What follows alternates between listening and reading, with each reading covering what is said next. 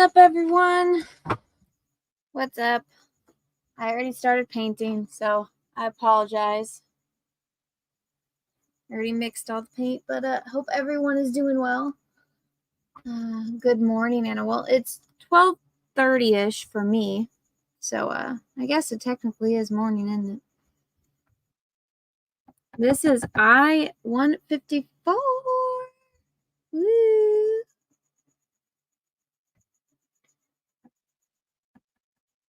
Thanks, everyone, for coming and hanging out. I did send the link to the guys.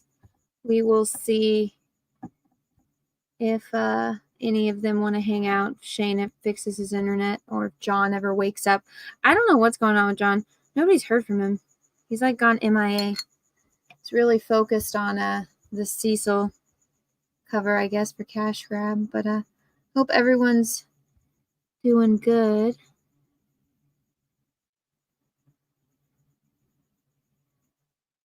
I'm going to be doing a stream pretty much all day tomorrow on this channel once I wake up. I got an exciting new project that you guys all get to see tomorrow. I sketched it all out and I need to be painting it. So there's going to be a really long painting stream tomorrow here. So I hope you guys are all excited. That one I'll stream the entire thing and like you'll get to see me mix the paint and everything. Got to do some intense recording for it.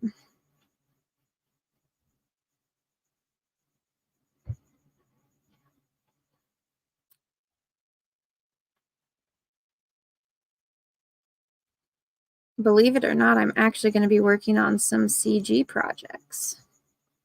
You guys are going to get to see me work on comic books, or kind of with comic books. But what's up, everyone? Let's see. Ryan Blue Thunder, hello. Holy Hand Grenade. Steve Giblin, what's up? Jeremy Bird, Douglas, hello, everyone. And then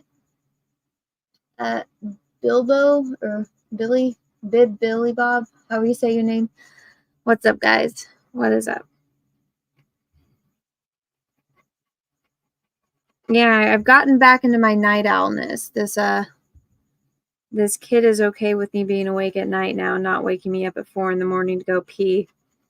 So I'm back to being my regular night owl self. Which means I'm waking up super late in the day, but you know, that's what I'm used to. I'm more creative at night anyway.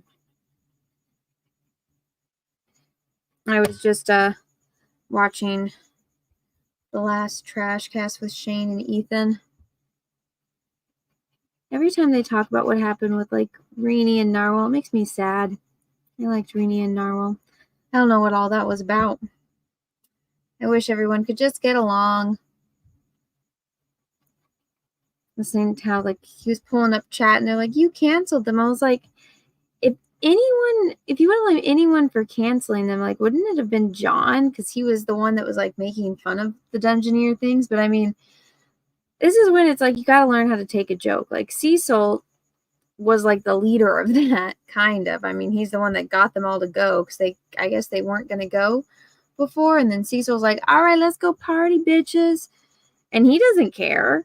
He's not bothered by the sex Dungeoneer thing, but it's like this is why I'm like, people, you really need to understand, like, that could have been t-shirt. You could have had an entire show called The Dungeoneers and laughed about it. It would have been great. But instead, it's like you get all sensitive about it. It's like, that was gold. That was hilarious. Like, if you would have just rode with it and been like, yeah, like, we're weirder than the Jack show. Like, people would have tuned into that shit. But alas, sensitive. Like, you were finally part of the joke. Like, you're part of it. If you can laugh at yourself, you're in, but I guess not. Makes me sad. Makes me sad.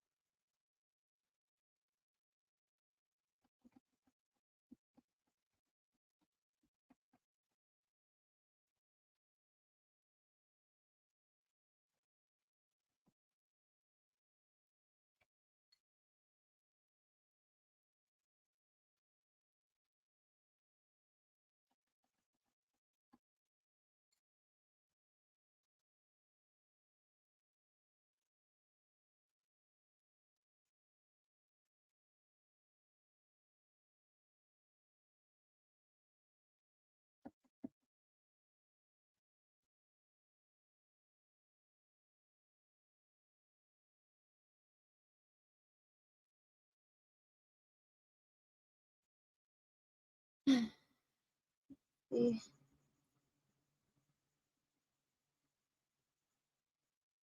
I actually talked with Phil. I didn't talk to anyone ever really, but Phil said he had nothing to do with whatever recording happened on their Discord.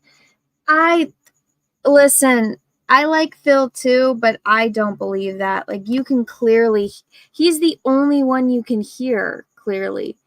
It sounds like somebody's holding their phone up to the microphone. Like, and that's one of the things is like you like people and you don't want them to be the one that's lying, but I don't believe him at all. I don't believe that. It's very clear that, I mean, he's the only one that doesn't sound like it's not coming through a computer speaker. So I don't believe that for 1 second, which, I mean, I still like Phil,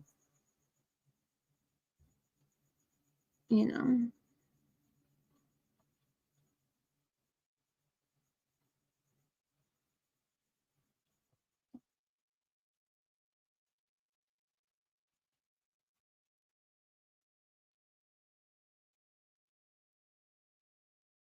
And I get like wanting to deny it because nobody wants to be the one that's like known as like the one that records conversations. But I mean, I have ears, you know, and it's like a trans person. It's like I know, like I'm gonna be, you know, I can clearly see that you're not a woman, but you know, you can pretend to be, you know, you can pretend to be one as much as you want, but I can, like, everybody can still tell, you know.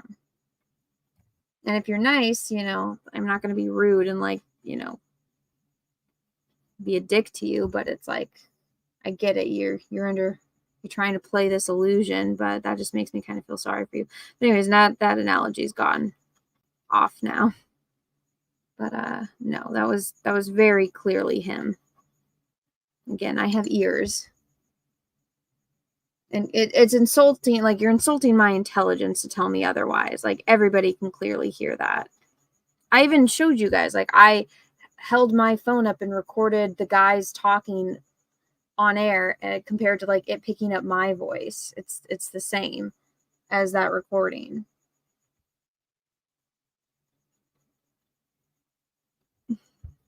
Like unless there was another person there and it was like sitting next to Phil holding up their phone and recording it, like Phil's brother or his girlfriend, so he technically didn't do it. Like that's the only other way I can think of, but there's no other explanation for why his voice was clear and everybody else's wasn't. So, I mean, maybe that's the loophole that he's going with. I don't know. I haven't talked to him. I haven't really talked to any of them since. Actually, I think maybe Phil messaged me about congrats on the baby, but I don't think I haven't talked to anyone else since. Like, I haven't talked to Rini. I haven't talked to Narwhal. I haven't reached out to them. They haven't reached out to me. It's just.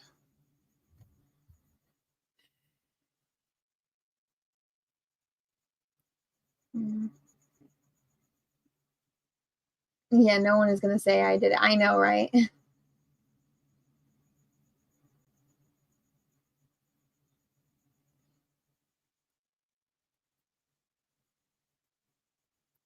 Oh, by the way, I wanted to add because I saw this on a trash cast. I don't know how old it was, but just so you guys in the chat can clear the record for me, or for, I guess, just the record.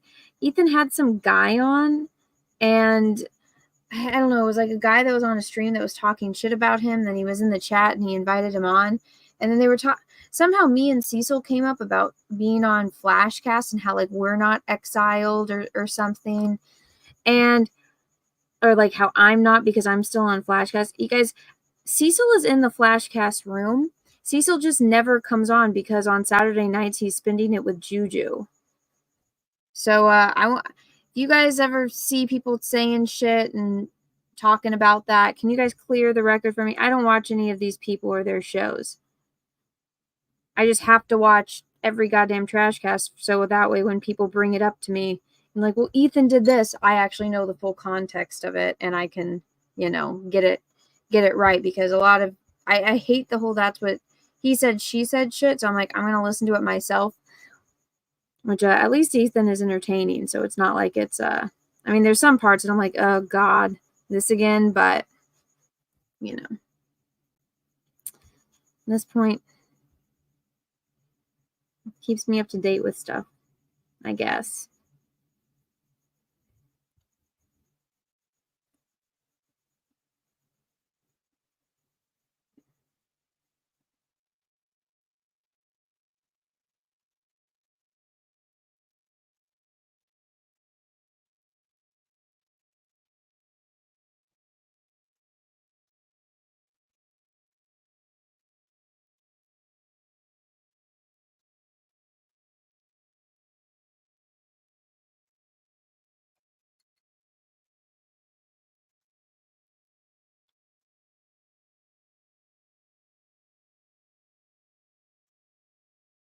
Yours don't mean much. Yes, they do, Ryan.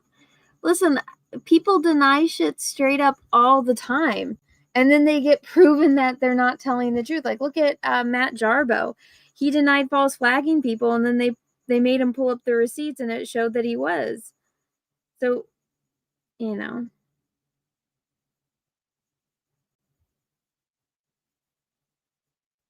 I'm just saying, like, I still like Phil. I just don't believe him.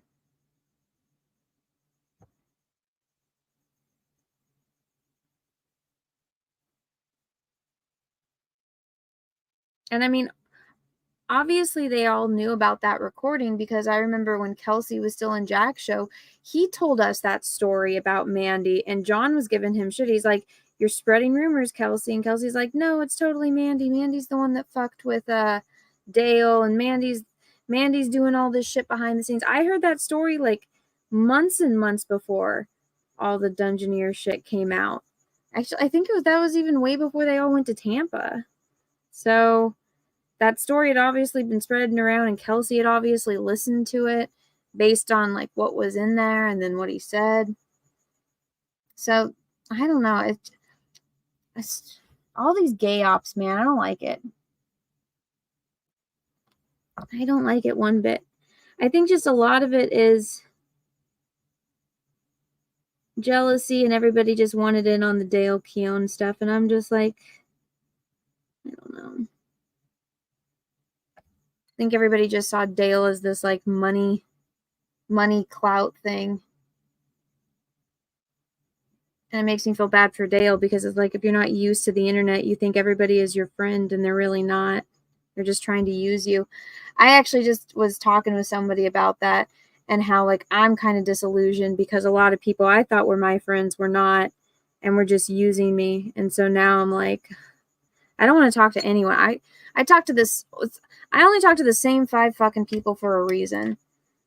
Like I'm very hesitant to talk to other people, and I used to be a lot more generous with my time, and now I'm like, leave me the fuck alone.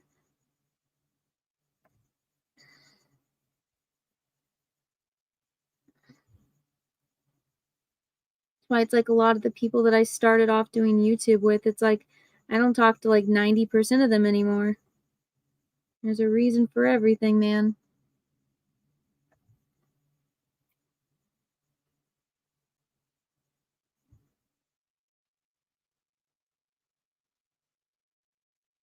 I guess it's my own fault. I never wanted to be like an internet person. People get annoyed when I say that, but I'm serious. Like I never planned on it. I never asked to have like my video blow up, but it did, and now I'm here and I'm doing this YouTube thing, and I'm enjoying it. I do enjoy it. I enjoy all the people that don't that come here and hang out. You guys all seem to like watching me paint eyeballs. You guys all appreciate my weirdness. But then there's like just some people that they just see you as like, how can I use this person? And you don't know that at first. And then you find out people's true colors eventually come out, and it's like, oh wow, I wish I would have known. It's like that hindsight 2020 thing. So yeah, I just feel bad for Dale. Like but that entire thing, I'm like, it doesn't make any sense for him to do that project with anyone but Ethan. Like from my point of view, I'm like, you're gonna make like tens of thousands of dollars less, if not like $100,000 less by working with anyone but Ethan. So I was like, it just, as a business sense, like, it's just stupid. But everybody wanted in on it because everybody wants to use him for money. It's shitty.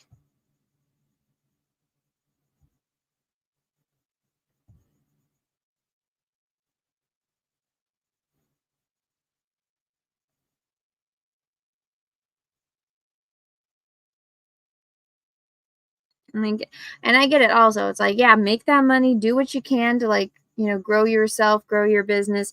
So I'm not judging all the people, that did that, because I get it. It's like, you want to get your foot in the door, you want to make money, you want to do like big projects. I totally get that. I get that. But and everybody in that whole thing, I'm just like, I'm not more on Dale's side, which is don't work with anyone but Ethan when it comes to something like that. It didn't even seem like he really wanted to do that anyway.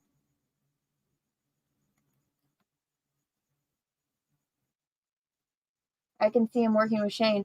I can too, but again, he's going to make significantly less money with anyone but Ethan. And that's just a fact. If Ethan was doing that project, it would be a $200,000 to $300,000 campaign. With Shane, it could reach $200,000. But you also have to think about Shane's time, energy, and effort, and his channel size, and the weight that Shane has. Like, Shane, not throwing any shade at Shane. Shane's a great guy. He's great at marketing himself and his brand. And Shane could very easily market Dale as well. But I don't think it could be the same level that Ethan could. I just don't. Same, even if it was John and Cecil. Like, it's not going to be the same outcome. And you just have to be realistic with that. And I'm not trying to hurt anyone's feelings. Again, I'm just being realistic and honest. Like, it does not make any sense for him to do that with anyone but Ethan. But Ethan doesn't want to do it, and I don't blame him. And I don't even think Dale wants to do it. Because if he wanted to do it, he would have done it already.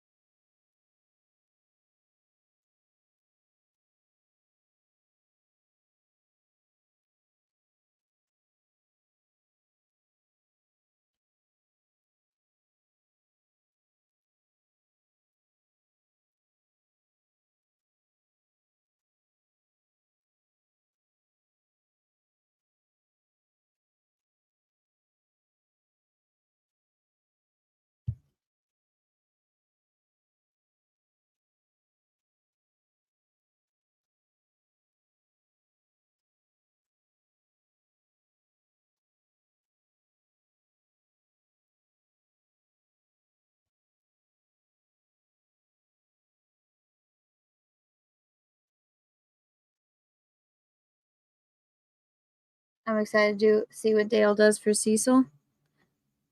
I want to see Dale draw a fat guy. I wonder if they're all just gonna draw that kaiju thing monster, which would make sense for Dale, and I mean John's done it too. Where the fuck is John? Has anybody seen John? I was actually shocked that no one else is live. I was trying to I was like, ooh, who can I pull up that's gonna be live right now that I could have like watch the stream while I paint? No one's fucking live. I'm like, all right. I paint significantly slower when I'm live, and I was just gonna, just paint off air and listen to somebody or jump on somebody else's stream, but nobody's live, so I'm like, I guess I'll do work. I guess I'll pull some work tonight. I guess I can do that.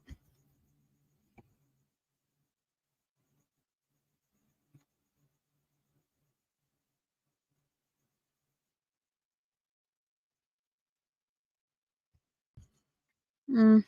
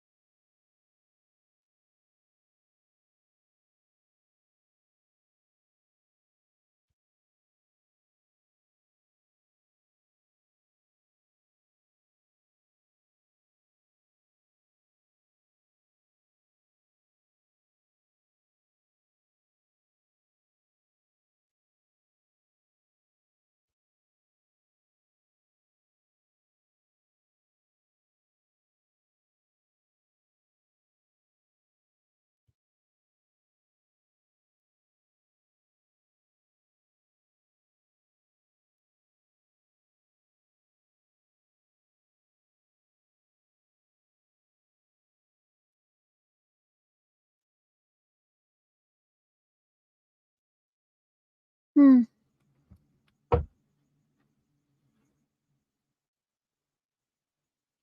There's a glare on it, but here. Let's see. A little bit better when I hold it like that, but gotta do it like this. Did I cancel out Acolyte Season 2? Yep.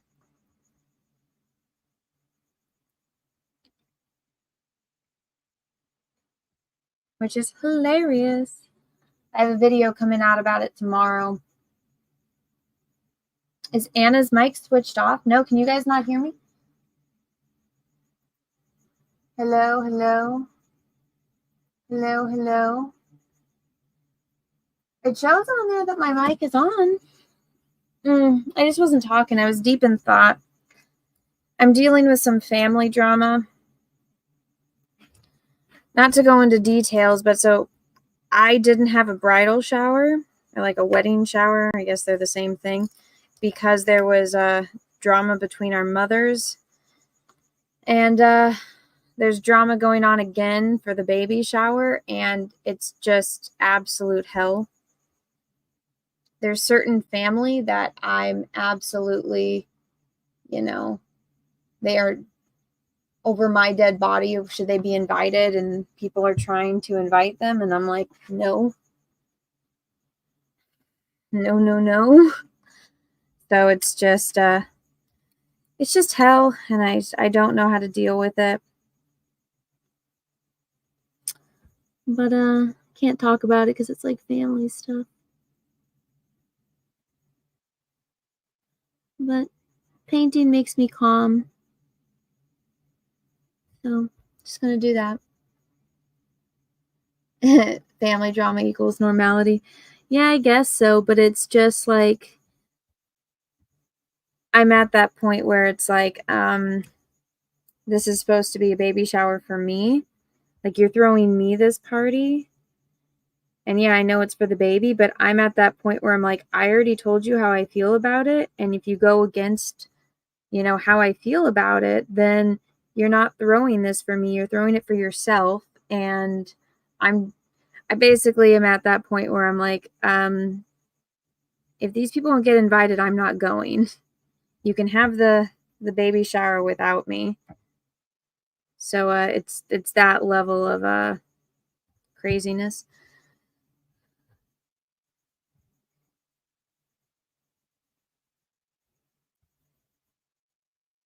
Cancel it.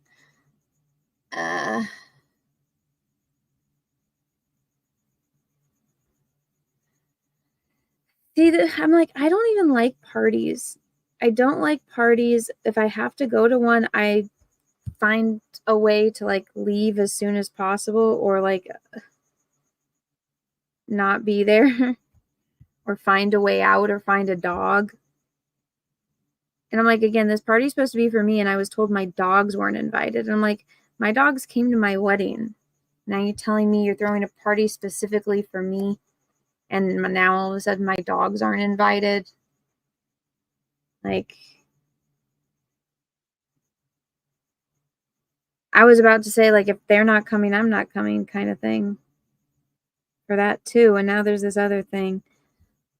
But everyone here has families. Everybody knows what it's like. And it's just like, you don't want to hurt anyone's feelings. But it's like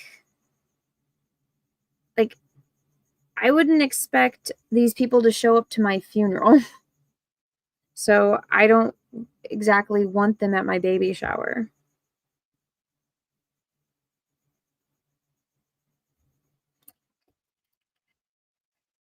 Like, these people have never been in my life. And there's a reason, there's a very bad reason for that, which was caused specifically by them. So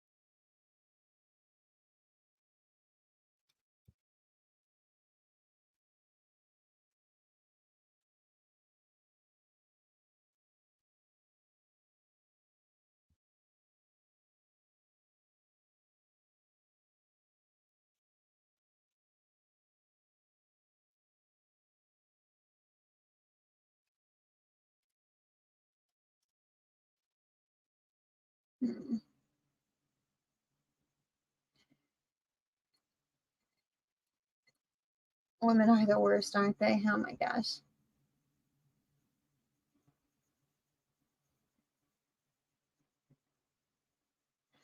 I'm just like,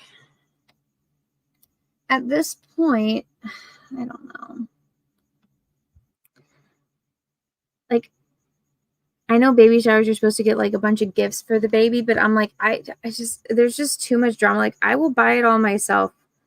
I'll go into debt and buy all this fucking baby shit. It's gonna cost like what, 3 fucking grand for all of this shit? Like, I'll suck it up and I don't know, make more videos and do more live streams, but I just want this drama to stop.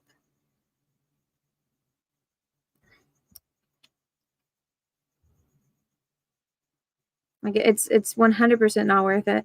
Like, for my bridal shower, I'm like, there's just too much drama. I'm like, it's not even fucking worth it. Like, I just rather not have a fucking bridal shower. And I didn't. So it's like I lost out on an experience. Like, that's only going to happen once in my life. But you know what? To not deal with drama, it's fucking worth it.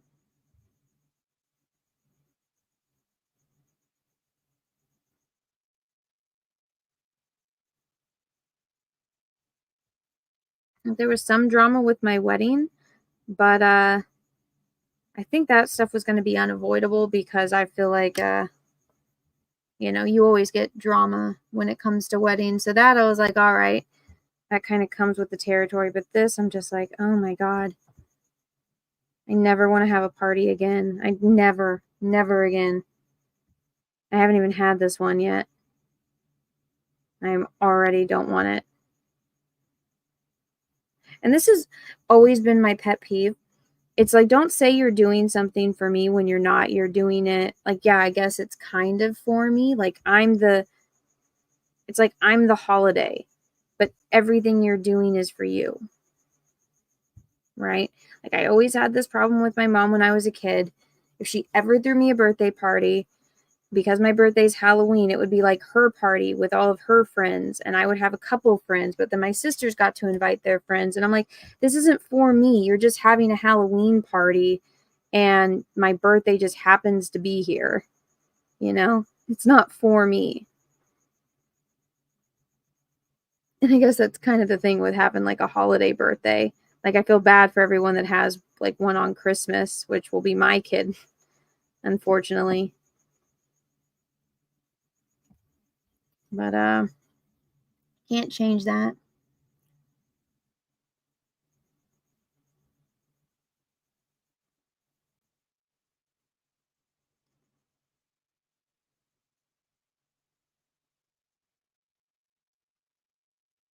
It should be for you, and I forget the past. I don't disagree with you, but it's not. It's really not. If that were the case, I wouldn't be having the problem that I'm having. Like, this drama would not be happening because people would respect my wishes, which it's not. That's not happening. It's the exact opposite. I'm being told that, I'm basically wrong and I need to change my ways because of this situation. And I'm just like, if I explain the entire situation, which I can't, you guys would get it. But let's just, would Princess Leia invite like all the people on the Death Star to her baby shower? No, I don't think so. And I don't think anybody would judge her. But that's kind of the position I'm in right now. And it's like, you want me to invite the people on the Death Star just because we happen to have blood ties to my baby shower? Like, they've never been in my life except for the Death Star.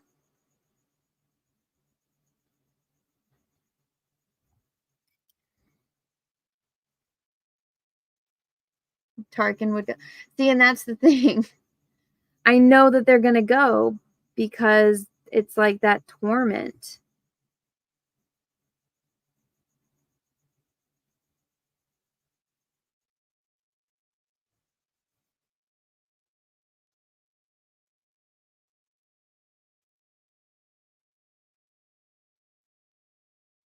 And like, they've never invited me to anything.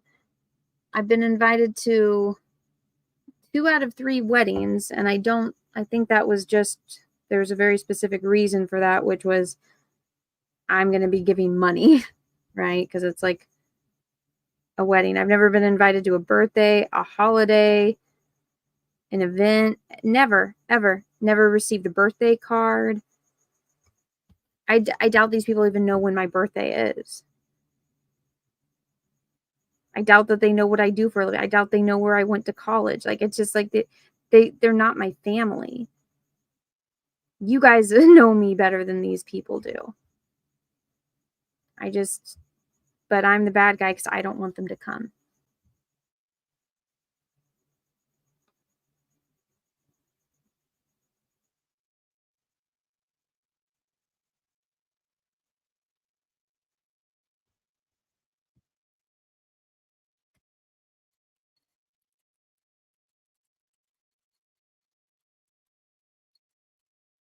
Lando, would you invite Lando to the baby shower? Billy D. Williams, a man I've never met, is more than welcome to come to my baby shower compared to these people. I would have no problem with that. One of the extras on The Walking Dead can come to my baby shower over these people.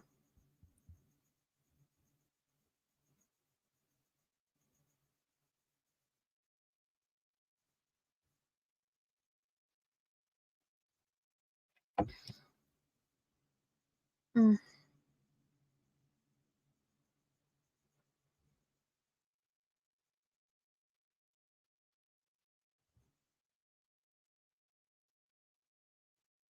It's just a shitty situation. And it's funny because I'm like, there's like close family that's not even invited to this thing.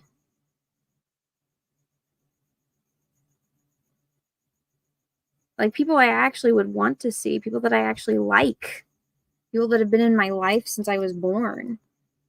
They're not invited, but I'm like, these people that have done nothing but try to hurt me my entire life, you want them to come?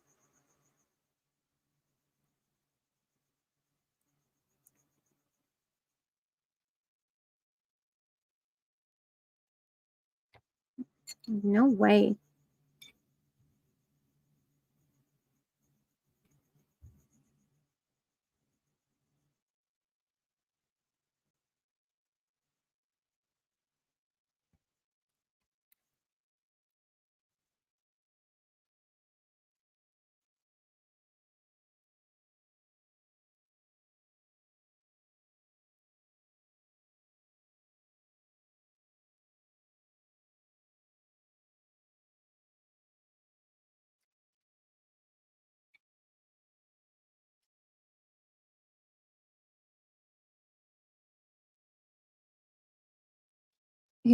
Here's to put it in better perspective.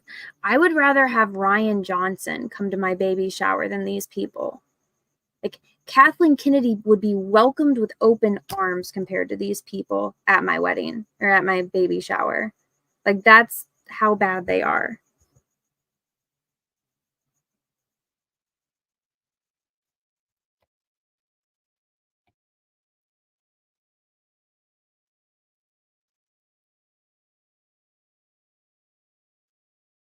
I think that's better analogy than the Princess Leia Death Star. Invite Choka, he can deal with my mom. Oh my god, my mom is not the problem.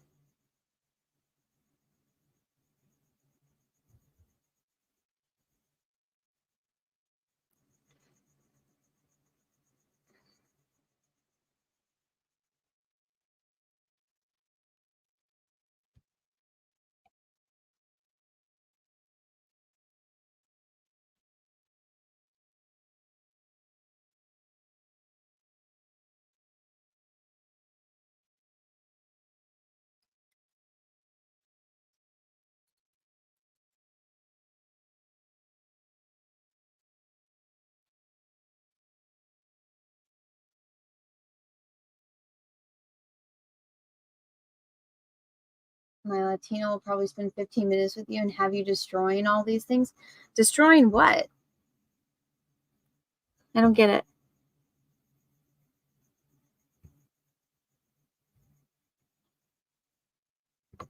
Like the drama?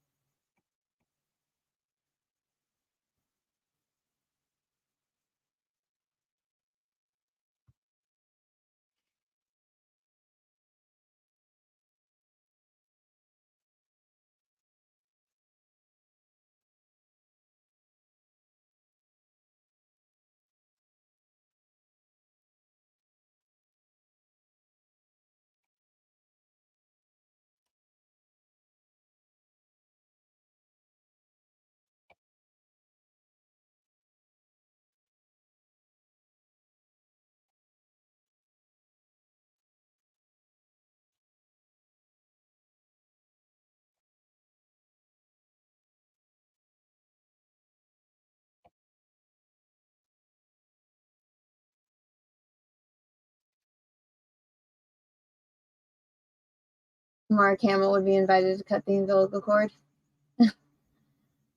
Again, Mark Hamill can come to my baby shower. I don't care how mean he's been to me on Twitter. He's more welcome. As mean to me as he has been, he's been nicer to me than these people.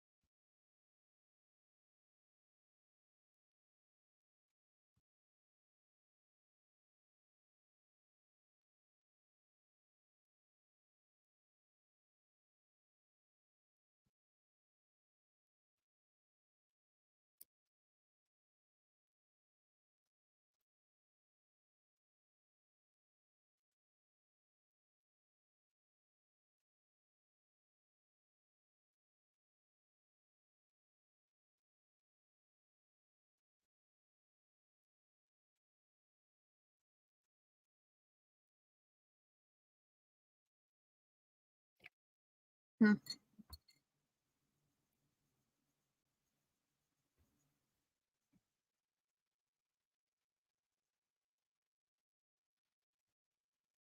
What time is it? 1:06?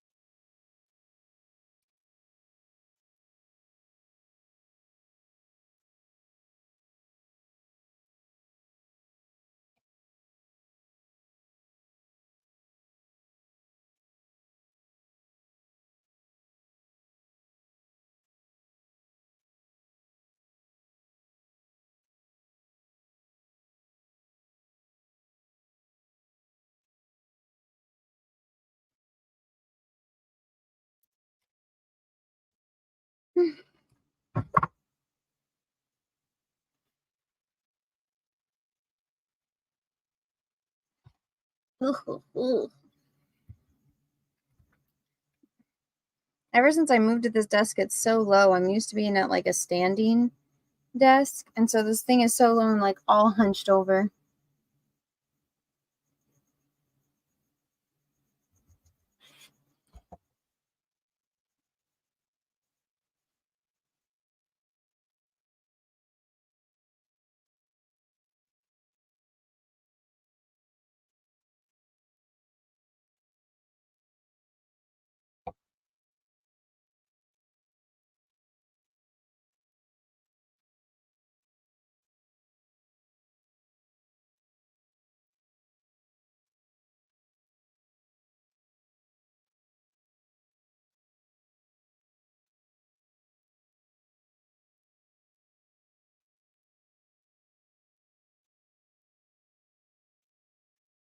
It's funny how, like, when I do the eyebrow, like, it all comes together.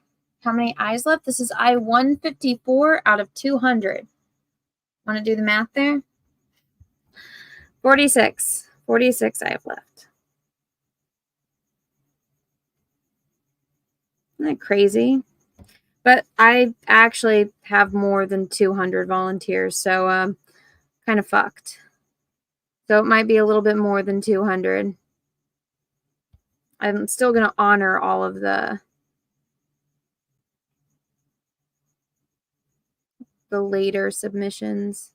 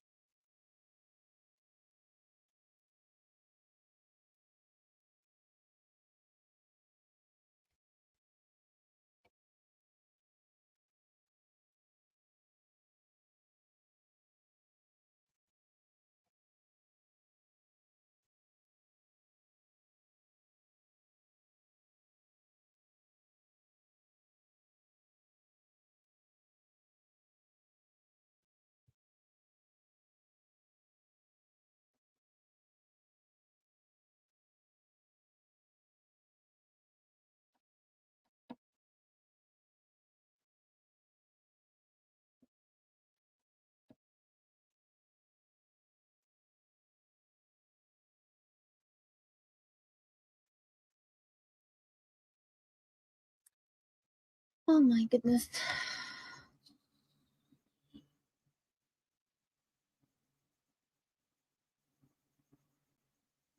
What part of anatomy will you paint next? I'm actually going to probably just work on bigger projects. Like one of the reasons why I'm doing the eye project, you guys want some inside scoop? So how I did that Vampirella cover with Dynamite, after how successful it was, Nick, the guy that owns Dynamite, told me I could do whatever I want.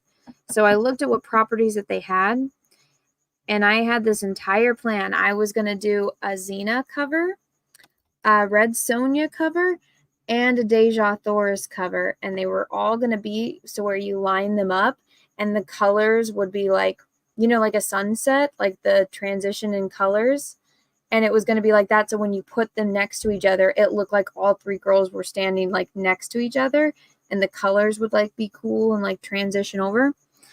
And I did the Xena cover. That was going to be the next one. I have the painting sitting in my closet. I was going to launch first, but I wanted to get the video done and edited so that way that could be up on the launch page. And so instead of me going first, I said Cecil go first. And then that cover got canceled and all that happened. Everyone's like, F Dynamite Comics. And so my project got shelved. So, but when I was painting the Xena, I kept repainting her eye over and over again because I just didn't like it. And that actually was, well, I had wanted to do something like this already for other reasons, but yeah, the Xena thing made me, okay, I need to do this. And that kind of started it all. But I think if anything, I would need to do either noses or mouths, because that would be if I did something next. If I did another body part, but I'm not going to. I'm just going to go into big projects and more portraits and stuff.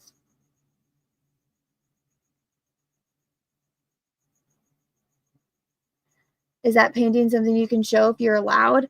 I am allowed. I mean, I haven't done it yet because I wanted to like do a video explaining it. Guys, I had so much work done with it. It took me all summer to paint. It was a big painting. I even bought like all of the frames for all these paintings in advance. I had the Red Sonja and Deja Thor's already sketched out, ready to go. I got these fancy frames and canvases all ready for them, so that way the traditional art could be sold as well, or the originals, I should say. Well, it is done traditionally, but Everyone that saw it loved it. Everyone was super excited for it, and then can't work with Dynamite anymore. So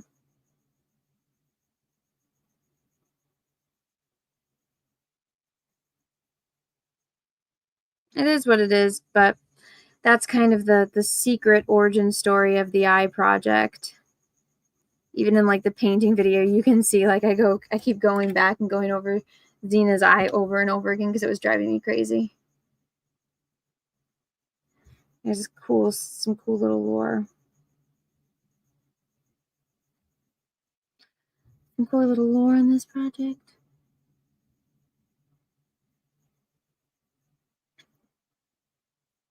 And see, I would still love to work with them and have that come out, but after what they did to Cecil and not backing down to the mob, I think it kind of sucks. You know, Nick was a nice guy. He was really nice to me. And they had been trying to get me to do stuff for years for them. And I was even going to do another Vampirella cover. I was like, oh, once I'm done with these 3 covers, I was like, I'll go back and do like a painted Vampirella cover and see like how many people scream about that one. I still don't get the outrage. Like, I specifically explained multiple times. I'm drawing this in a style because it's for my sister.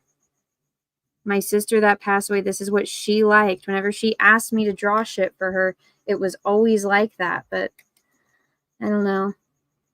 You're like, you're not doing what I want.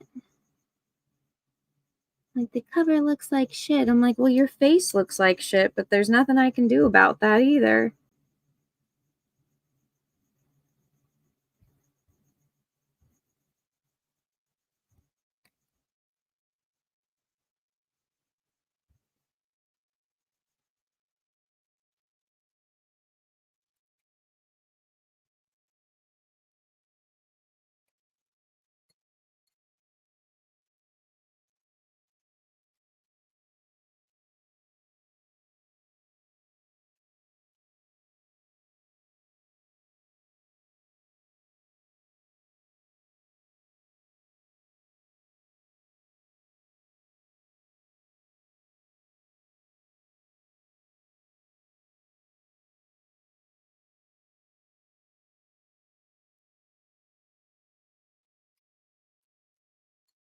Does anybody know what happened to Patrick?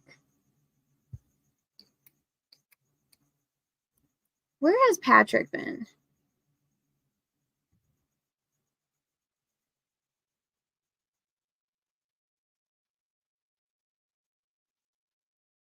I saw him the other day in my my live stream. He like just, I don't know. I'm kind of worried about him. I was looking at my eyes the other day. He had sent me one of his mom. He had sent me a couple of his mom, and that one's coming up. I'm like, I want to make sure that I paint it when he's here, but he's been MIA. I hope he's okay. Maybe he's become a day person.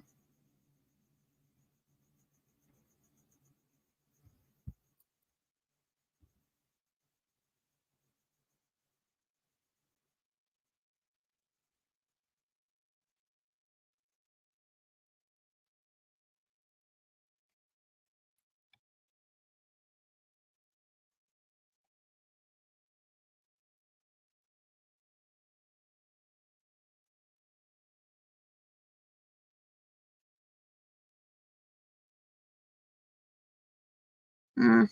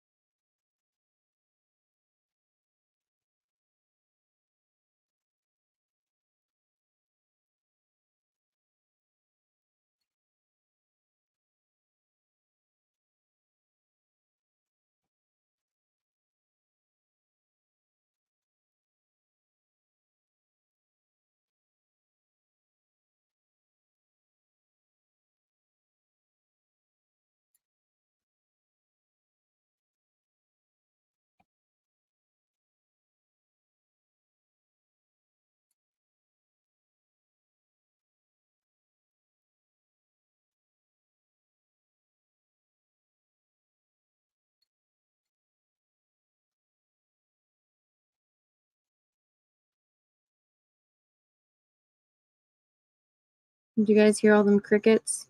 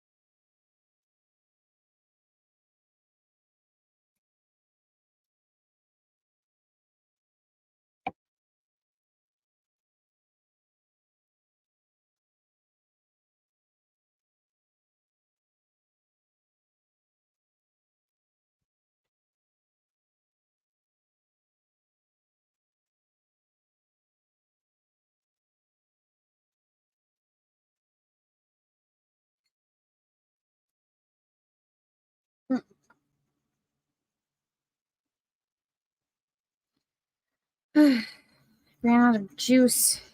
Don't feel like going back inside to get some close finishing this.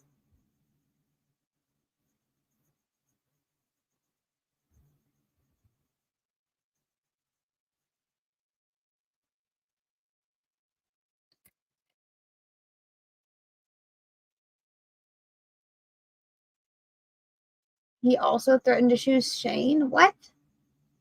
Oh, I guess I asked you guys about what happened with Patrick. I'll take a little break and read the chat since you guys are explaining to me what's going on.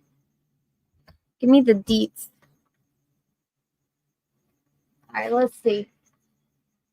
He's been on Lord Raptor Jesus lately. Had John in his drama with people. He threatened to sue Shane. Oh, I found an overnight park. Hopefully they're not. What? What? John is awake. He was in Ethan's chat. Oh, he's alive.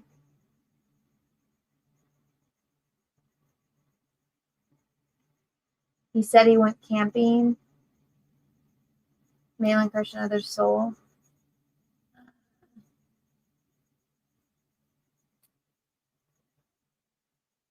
I think he had a tip with John. I saw that, and I don't know why. Patrick T, he said he went camping in the mountains during your stream. Oh, okay. It blew John. Patrick was spreading rumors that Katie did having sex with dogs, and Malin destroyed him over it. He hangs around the slums. Asked John Malin. I did ask John. Nobody responds to me. That's why I'm like, where's John been?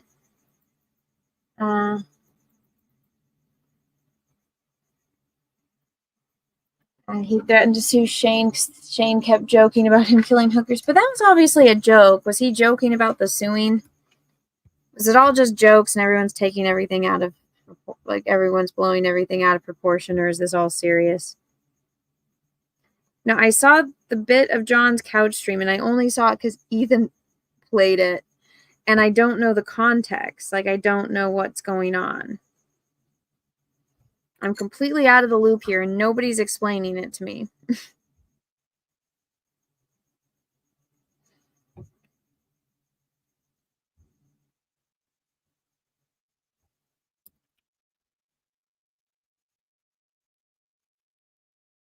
Is there like aside from John's, like, is there a stream I should watch where shit happen? Because I mean, John doesn't just get mad for no reason. John usually has a reason. I mean, he always has a reason for why he's mad, and it takes a lot to make John mad. So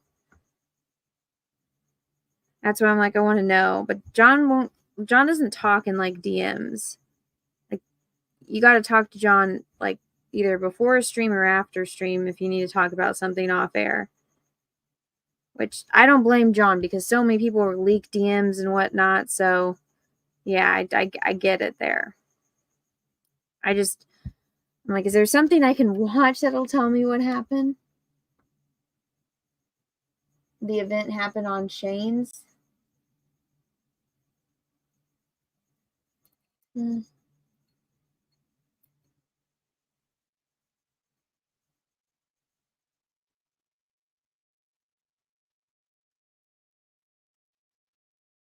It all started with Katie making a joke via super chat that upset Patrick.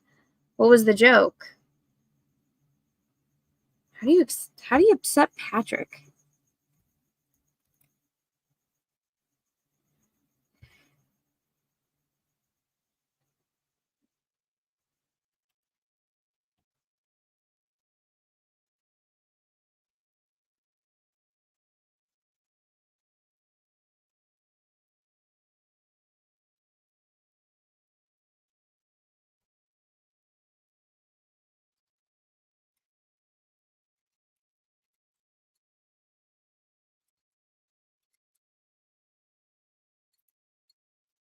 It was Shane's stream. I thought it was John Morning's stream. Patrick showed up drunk to a stream, started spreading rumors. Ethan, Shane, and John told him to be cool, to cool it because he could get sued. Oh, okay.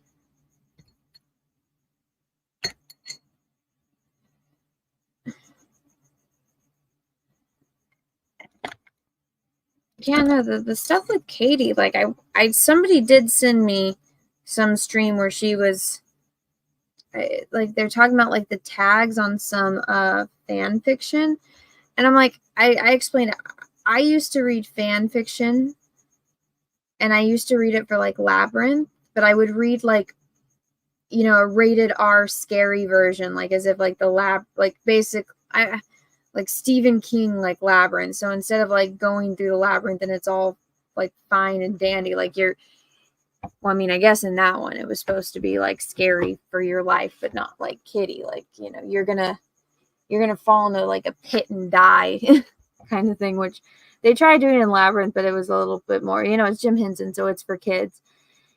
And I mean, they put a million tags in that shit. So I don't know how the new sites go because I used to read it on like fanfiction.net. But I saw the part where like Katie was explaining that she doesn't read the tags because there's like 10 pages of tags. And I'm like, I can vouch for her on that. Like, I wouldn't read the tags either. You read the description of the story. And I don't know the new website. I I haven't read it in so long. That's what I used to read in high school because I couldn't afford to like buy books and stuff. And also it's like you want to read the like I like wouldn't that have been cool if like Labyrinth was a rated R movie and like you're actually like there's blood and gore and like dying in it, like all these, and I guess it was like one furry red like fiery creatures that, what are they called? I think they're called like fiery or something. How whatever those things are called. Like how they're like throwing their heads around like actually like scary, like they're gonna rip your head off and you gotta survive. Like I liked reading those Goosebumps books when I was a kid. So like when I got into high school, I was like, okay, I can handle a little bit more, you know, horror, I guess. So that's what I would read. As nerdy as that sounds. I tried reading the Star Wars one and it was never good. I don't know. Even people on fan fiction sites can't write a good Star Wars.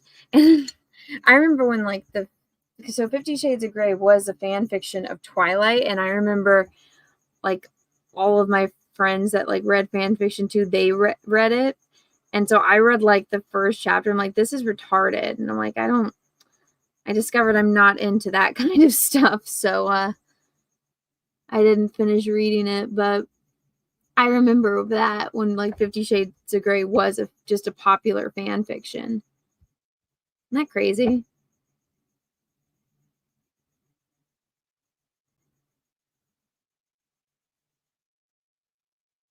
Women like fan fiction, so I don't know. Everyone going after Katie for that. I'm like, I mean, yeah, that's disturbing, like that somebody would put those tags in some things, but it made me think, I'm like, what was in the tags of the shit I was reading?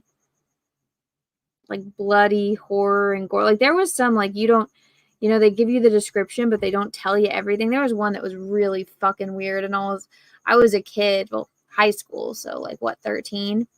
So when I went to go read it, it was like there's some that like you have to stop reading it because I'm the author even like put like something like, oh, this is like really like I take it to a whole nother level. So if you're uncomfortable, I understand. And I thought like, oh, this is gonna be like slasher kind of thing, like that kind of level of like horror and gore. And it was, but like more of like adult. Like I don't know, it had like to do with like poop and stuff, and I'm like, okay, no, like I'm not into like the Saw, like the movie Saw, like with Jigsaw and like the little guy on the bike, and it's all like gross, like everyone's just dying and limbs are getting chopped off and all that like kind of torture shit. Like no, you're running from a bad guy and you got to get out of a situation without dying. That stuff is interesting. That stuff I can read. But the other stuff, at first I was like, okay, is this going to be like Saw level? And it was weird. It was like, yeah, it was uncomfortable. And I stopped. I got to that point. I was like, okay, no. And I just remember like that's one that's always stuck with me with like, how fucked up do you have to be to write this? And again, it wasn't about like the stuff that people were saying about Katie. It had to do with like poop. Like literal poop. And I'm like, okay, no. Like this is fucking weird. So now I'm like, what the fuck was tagged in that thing? And I never read them.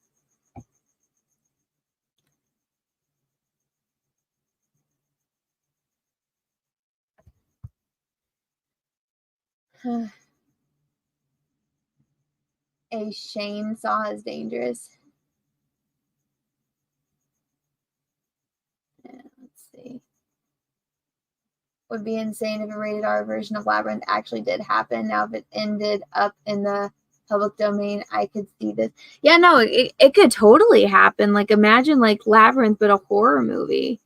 That could have been cool. Like David Bowie, horror movie villain. But I mean, I adore Jim Henson, so the way that it is perfect. I was just like, nothing is as powerful as your imagination. And so like when you're reading it and imagining what's going on, like and there were some people that were really good writers, but that's the kind of fan fiction that I would read. I would read Labyrinth, like horror fan fiction, and it was good. There's some that were really, really good. There was one I remember where she's like an adult and it's her kid that like read her diary. And so she's like a medical doctor. And so her daughter, says the thing like, because they're fighting because her daughter's a teenager. And like the daughter, since she read her diary, she says it. So Sarah gets taken, and so she's like, oh my god, this dude that tormented me when I was a kid, and now she's like captive, and she has to watch her daughter go through the like horror labyrinth where it basically was kind of like every horror movie trope, like, and like things are literally coming to kill her, and so she's like prisoner in the goblin castle, and she's having to watch as her daughter goes through the labyrinth, and like she can see what's coming, and like so she's basically watching the horror movie of her daughter, and there's nothing she can do. And because she's like a medical doctor, And they kind of stole this plot from Panic Room a little bit, but I mean, it's fan fiction, so it's okay.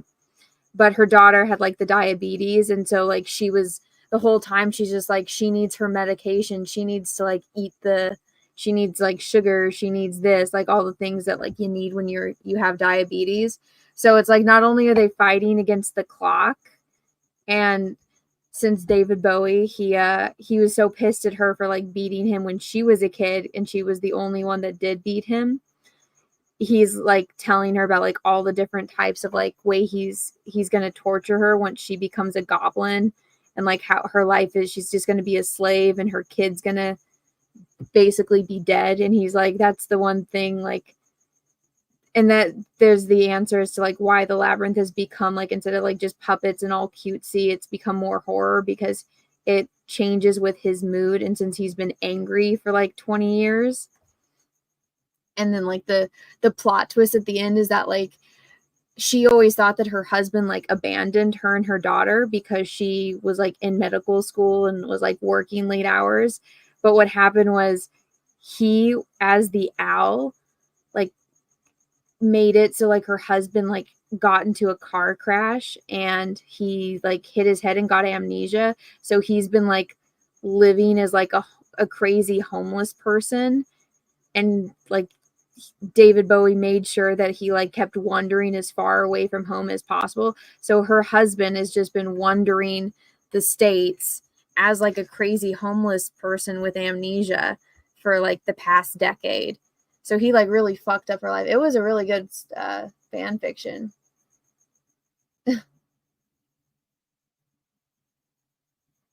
Yeah, I liked it.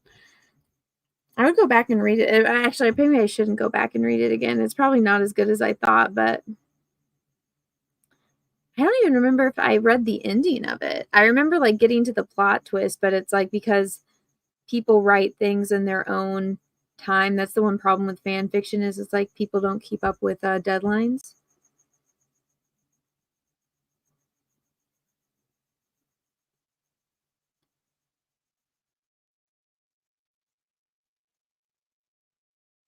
So it was never very consistent. But I just remember that was my favorite one. I remember finding it like, whoa, this is really good. There's some like fucked up. So like when you're reading fan fiction, you go into like the prompts. You choose like the rating, like rated G, rated PG, PG-13, and then like it had M instead of rated R. So I would usually go like PG-13 or M. And I think that one was rated M, but I would do like horror and like revenge for that because I always thought that that would be interesting. And it was.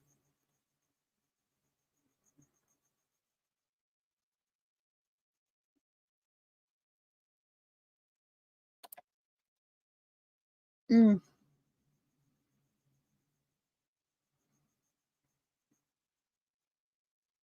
Beyonce's fanfiction was a big hit. She refused to say what she wrote. What if she's the one that wrote this labyrinth stuff? It was probably smut.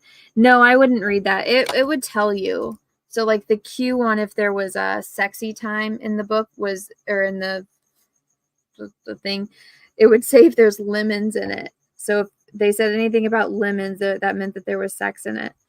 I never read those ones.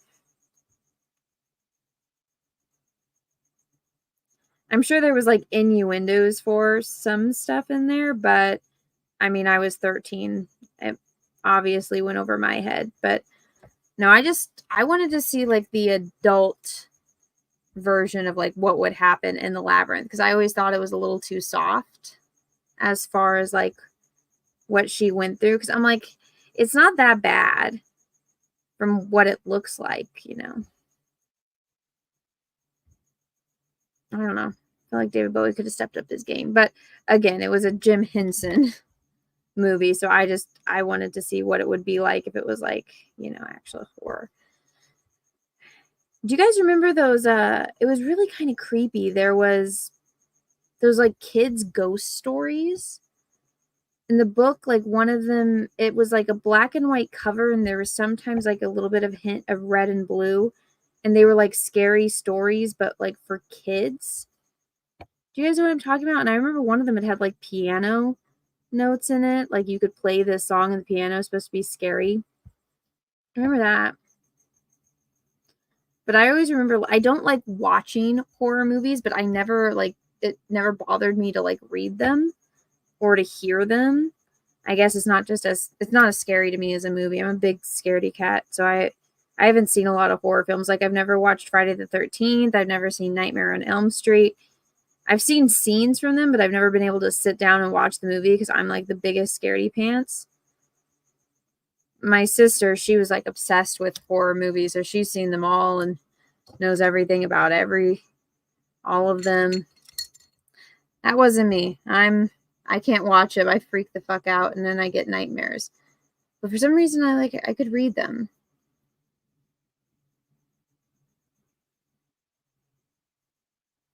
Scary Stories to Tell in the Dark. Is that the book? I think so. I think there was like 2 or 3 of them. There's like a skeleton clown on like one cover. I vaguely remember. It was for kids.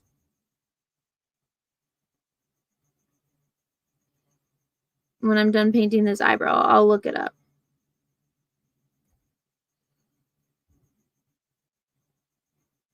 But yeah.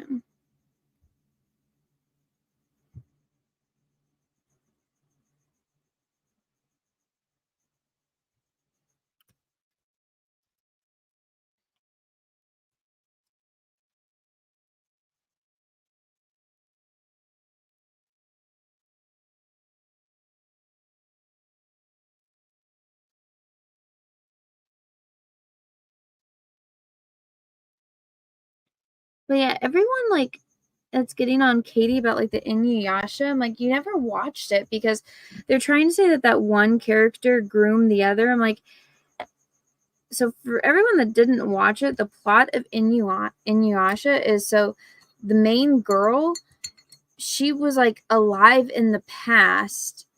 The one character that like turns into like the wolf, he was her husband, and like I can't remember because I watched it when it was it didn't have dubs, it was just subbed, and I didn't have the best reading level back then, and so it was more like my friend's older sister that was translating for me, and it's been, I don't know, 20 years since I watched it, but all I know is like it's her, she falls through like a well and goes into the past, and so that guy is actually her husband, like the wolf guy. And so I don't know, they were trying to like say something. I'm like, and like that he grooms her, but it's like, but they were married, so he's not grooming her.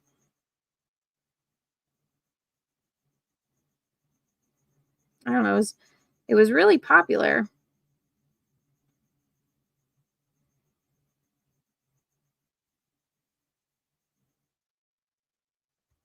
And girls still like it and still watch it. So I don't know. I don't know what the big deal is, but people making a big deal about that kind of stuff. I'm like, how come you're not crying about like Pocahontas or any of the Disney movies? All of those girls are underage. And they're all getting with adult men. Nobody's calling girls that like Cinderella groomers, or that the prince is a groomer in Cinderella because Cinderella's like 16. Ariel's 16. She says in the movie. Eric's like 20. Nobody says anything about that, but Snow White's like 12 years old.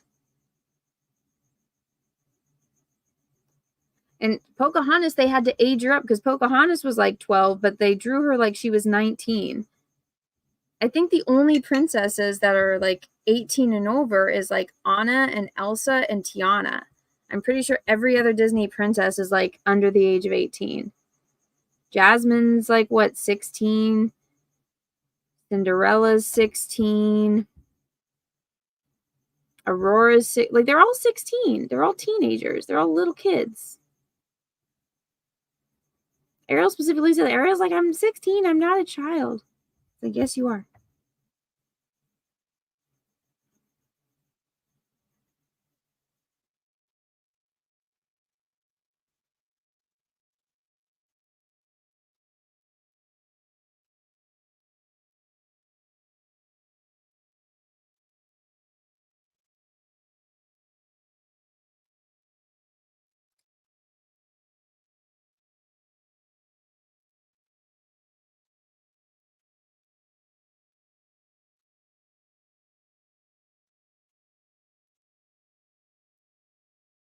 people are making shit up because they hate Katie and her clips. Yeah, I know. I think it just makes me think like people are looking for things to complain about. But I'm like, if you're going to complain about that, it's like, I mean, like, and make like those kind of like rumors up about someone. I'm like, you would have to complain about like all these things. Like, don't just pick and choose. But I think you're right. I think like the clips probably bother people. I think I said something during a live stream and she was in the chat about it to make her feel better. Cause I'm just like, some people just like drama, you know? Okay. Let me look up those scary books.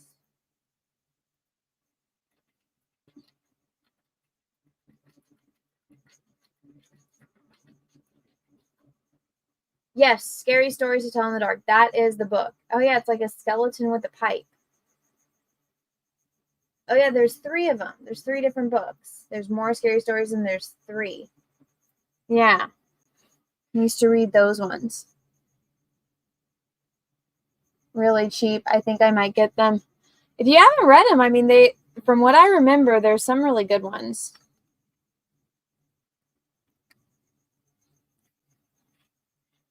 I definitely remember there's like a piano thing in there. And if you got the time, I would recommend.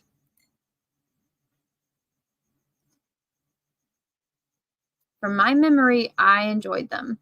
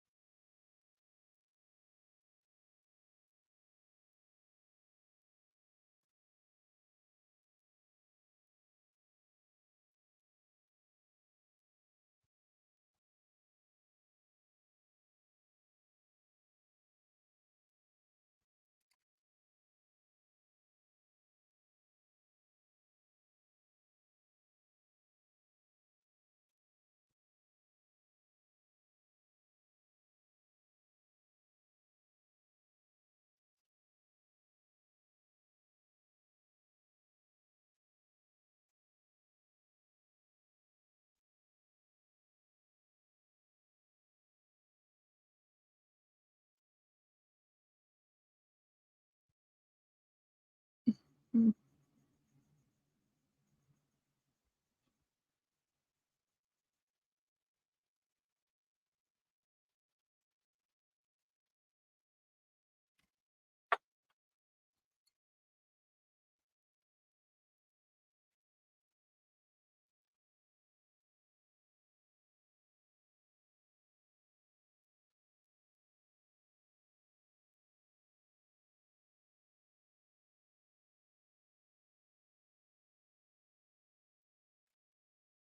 Mm-hmm.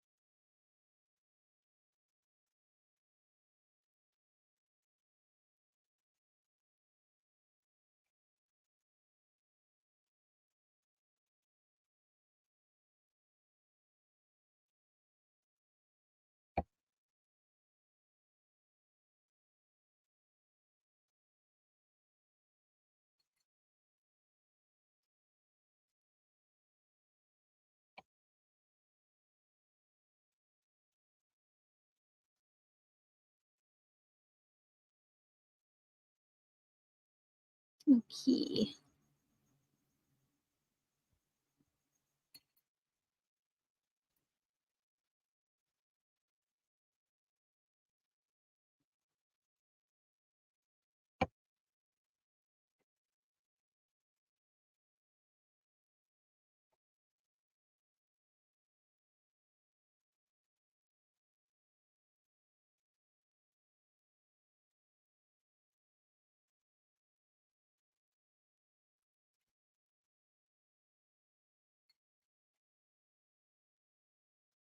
Tell Peaches to watch first Friday the 13th until the very, very end in the dark. I'm sure he has watched it.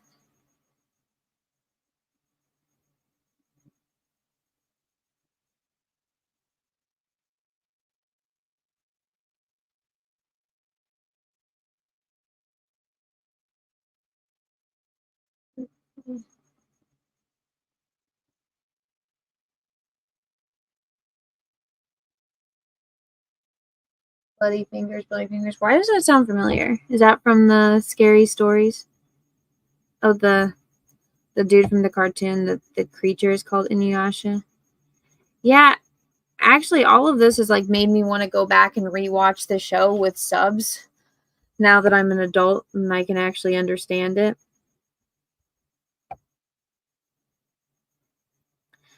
I remember like my sisters loved that movie, Spirited Away, and I've always hated that movie. Like I like a lot of the Studio Ghibli movies. Like I remember I liked Kiki's Delivery Service and I liked the Castle in the Sky one. I can't remember if I've seen Howl's Moving Castle or not, but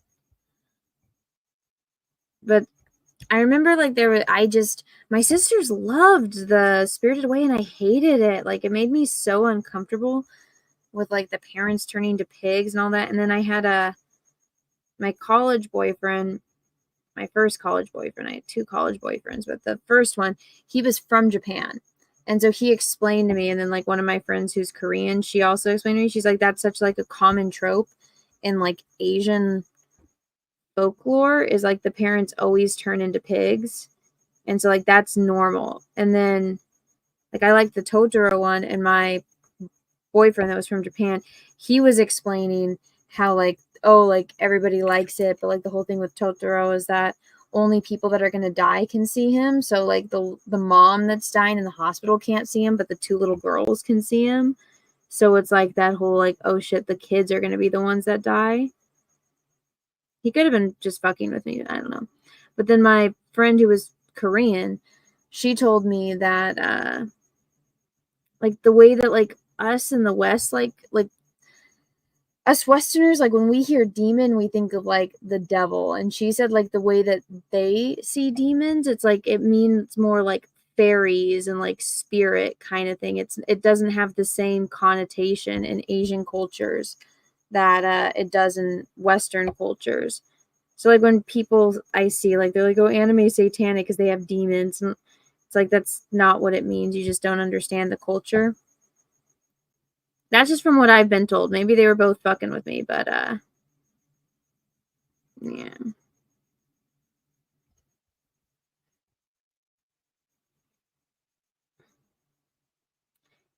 Even after hearing that, it still didn't make me like the Spirited Away story. I still don't like it. But I guess again, I'm like that's just like a cultural difference. I'm just never gonna get it. I don't want to get it either. I didn't like it. I didn't like the character. I didn't like the story. Regardless on if I knew the context of it or not, I don't like it. I haven't seen Ponyo. You know that one. After Spirited Away, I'm like, I don't want to watch none of this shit anymore. I was like, Kiki was good. Castle in the Sky was good. It was a little weird, but it was good. There was a princess in it, so.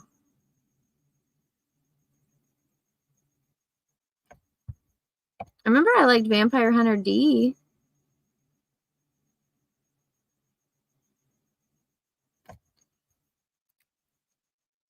That scene with the old man was legit.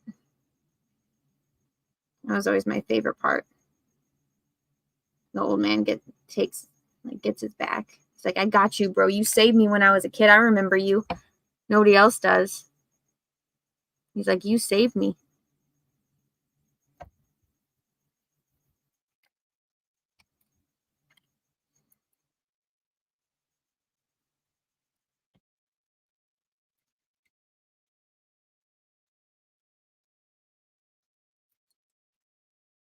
Anybody else watch that?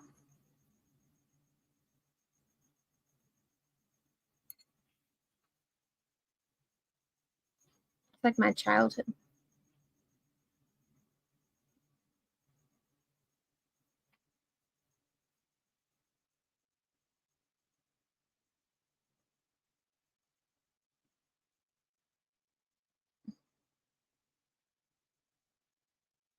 Mm.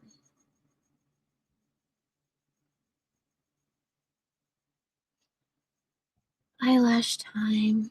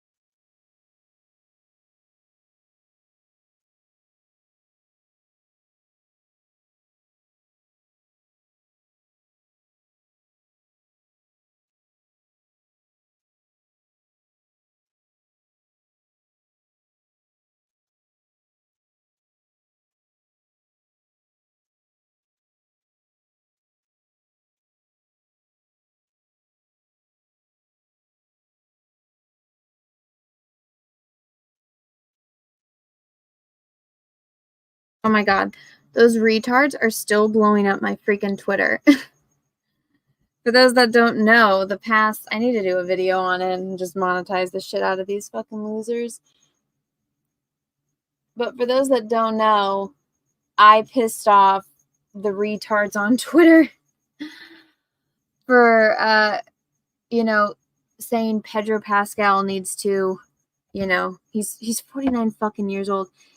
They're saying like, oh, touching or anxiety equals consent. They're trying to say like, oh, he is anxiety, so that's why he's allowed to stroke a woman's arm on stage without consent. And all of the retards are trying to play it like, oh, that Star Wars girl is attacking men's mental health. I'm like, I never said that. I never attacked men's mental health. Not once. All I said is he needs to control himself, which most people learn how to control themselves in preschool. But all of these soy boy losers that don't understand, they all just project their own insecurities onto things that I say, and then they all make up shit that I never said. And they're like, you said this, you're attacking men's mental health. I'm like, no, I didn't. I never once attacked men's mental health. All I said was Pedro Pascal needed to control himself because he does. You're 49 years old. You're like, he's got anxiety. I'm like, then why did he pick the job that he has? Like, he needs to be responsible. He needs to be a fucking adult. And if you know you have a problem like that, you need to learn how to control it. You need to control yourself. I'm sorry, but that's the truth. And people don't like hearing that they have to be responsible.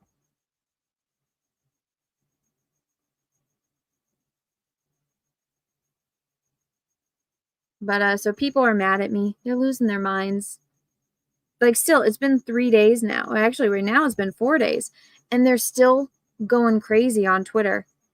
They're like, you said this, you compared it to sexual assault. I'm like, when?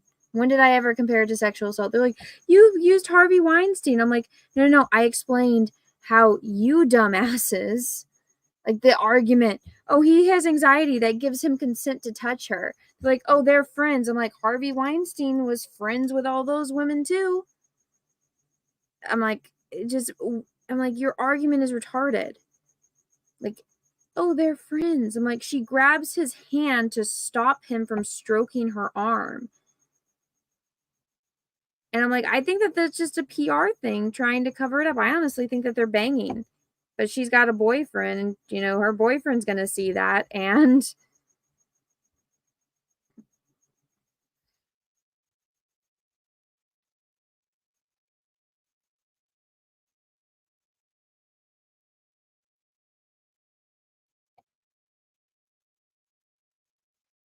you know.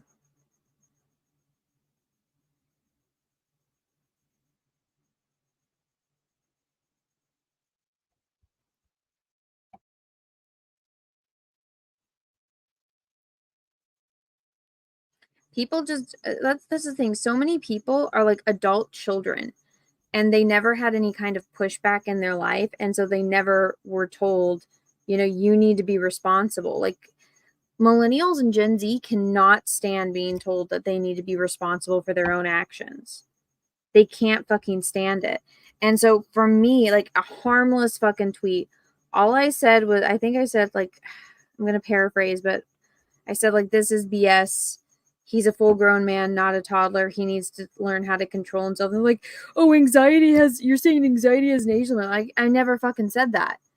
I said he specifically is a full grown man.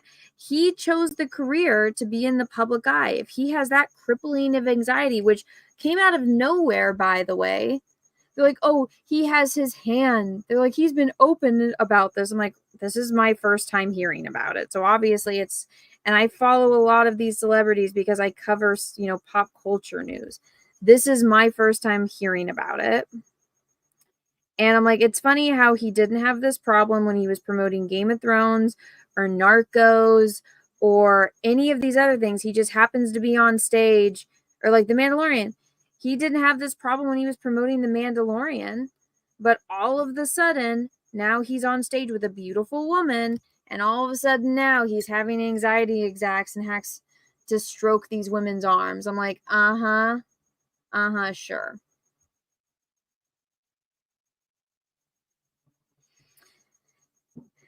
But so yeah, they're still crying about that. My Twitter is still blowing up.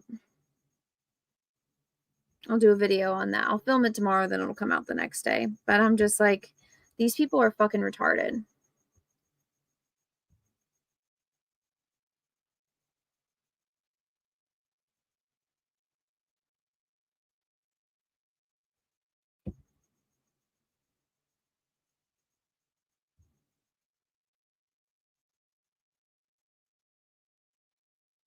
It's always like the tweets that you say offhand that like get the most traction. It's crazy. Like they all accuse me of like, they're like, oh, you're rage baiting. I'm like, actually, I'm not. I was in bed. I was still in my pajamas, barely awake. I saw this like thing.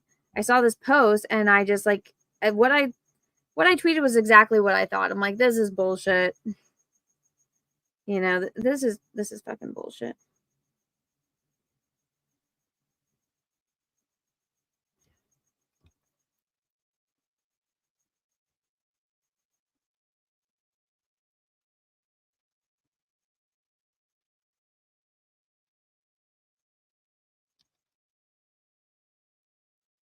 Oh fuck, this is. Oh, damn it! I was not on time lapse. That's gonna take forever to edit. Damn it.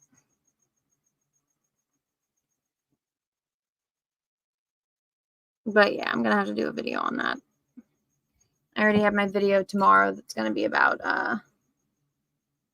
Disney Star Wars stuff. Hopefully it gets views. My channel's growing again. That Snow White stuff is really good for my channel. I was not expecting this to be the next hot topic, but apparently it is.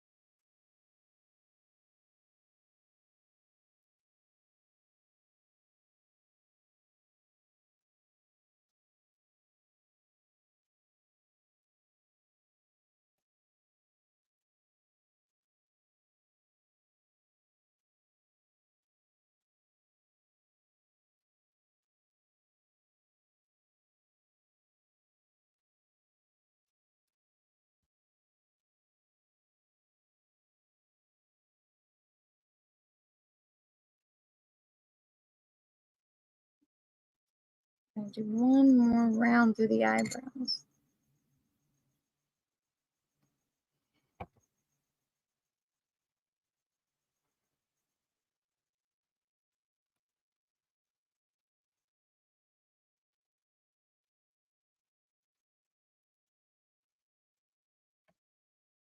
There we go. That's what it needed. Got like one crazy one up here.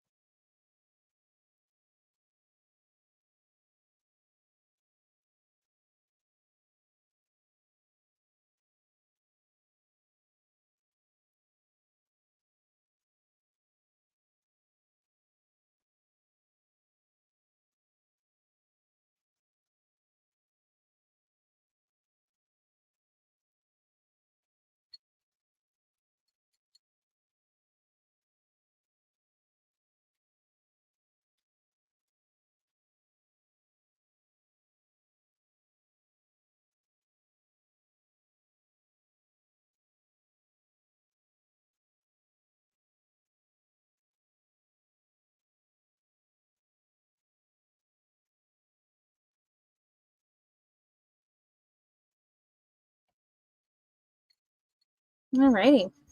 I'm done.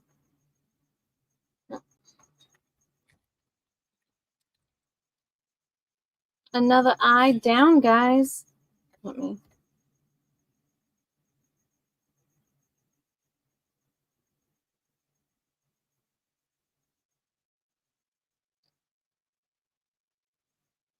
Just gotta take a picture.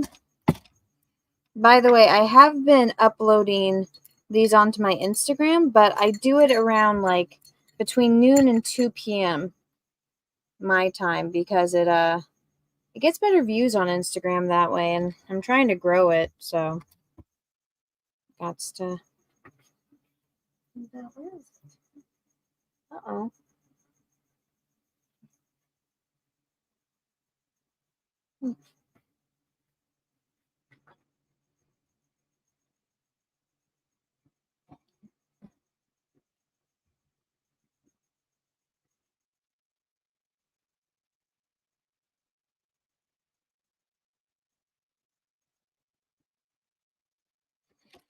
All right. Here, you guys want to see better? Crop it. What do you guys think? You like it?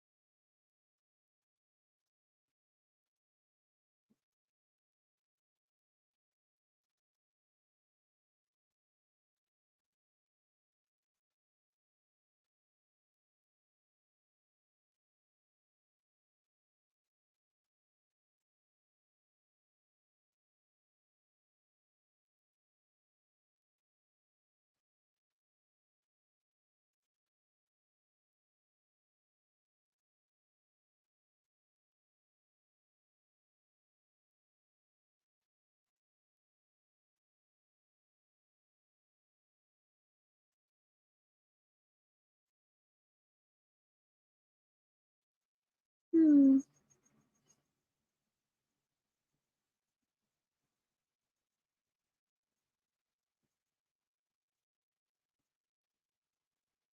It's always annoying having to like edit the photo on my phone.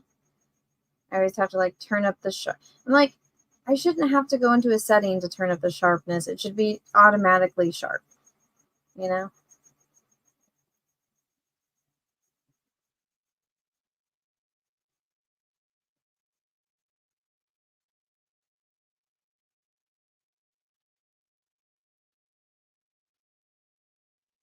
Mm.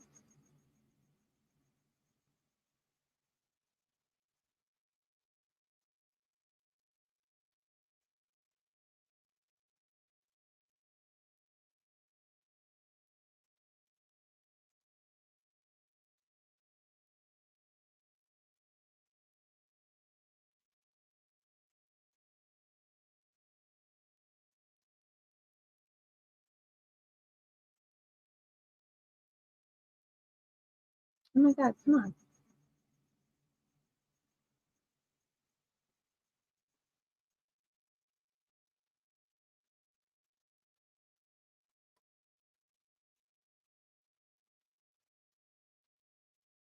You know what's funny is I think out of all the eye colors, I think I actually have the most blue,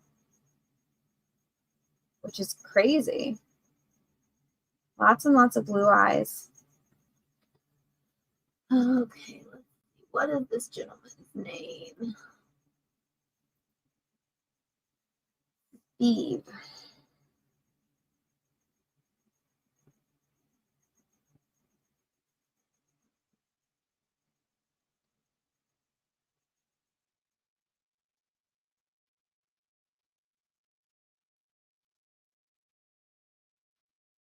I got it saved.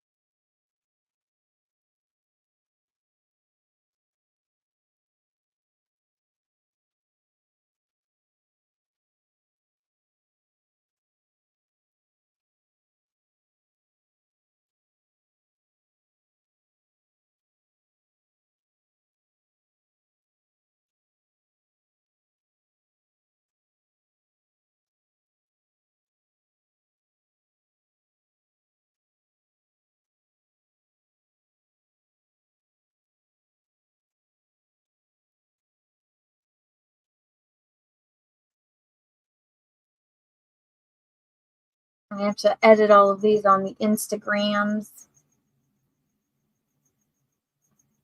And then I upload all of these onto this YouTube channel.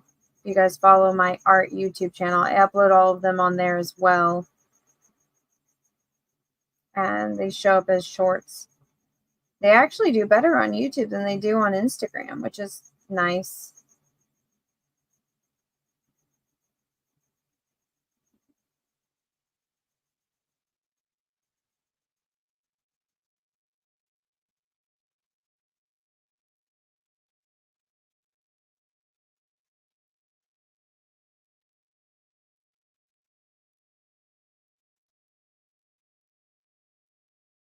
At least it gets traction somewhere.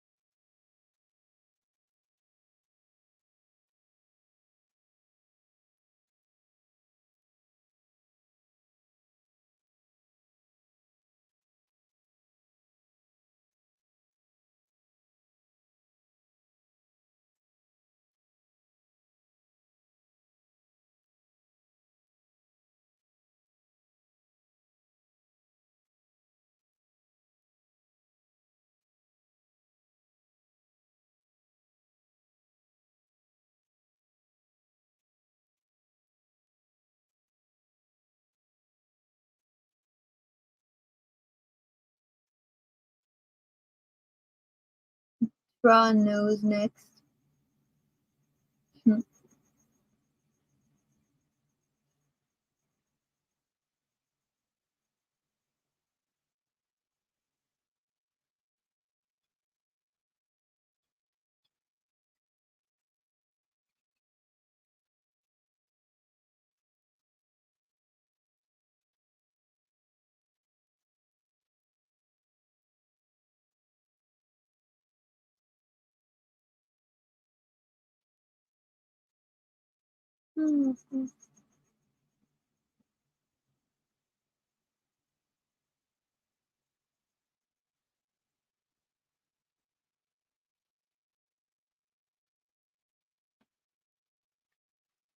This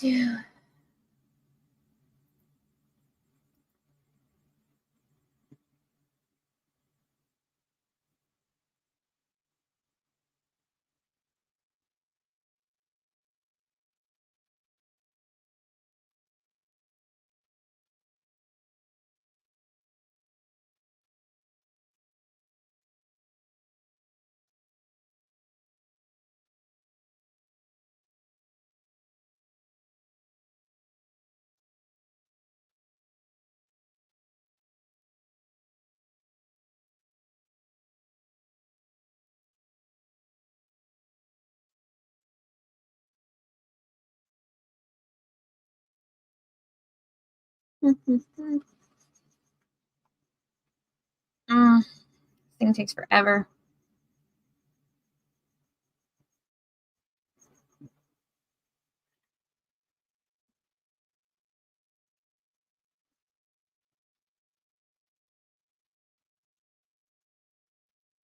Now that I'm done, though.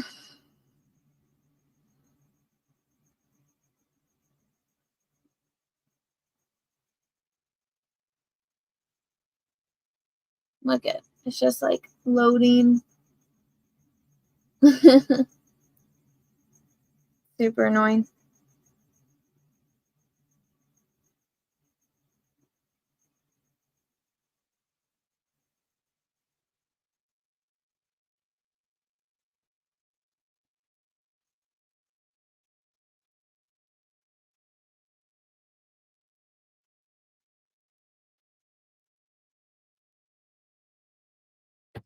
Hurry up, mofo. Hurry up. You guys want to see the one that I did yesterday? It was off air because I just didn't feel like streaming. This is the one from yesterday. What do you guys think? Very, very blue eye. I like it when they like line up like this. I think it's cool. I really like. It was fun putting them all. Oh, messed up my camera. It was fun putting them all like up on my shelf and like seeing how they all looked. It was cool. I was like, oh my gosh, this is real. And then I posted it everywhere, and people were like, oh, I want to do it. I'm like, oh, now you want to do it? People were making fun of me for it before, but now everybody wants to volunteer for the eye project. Oh, now you guys all think it's cool.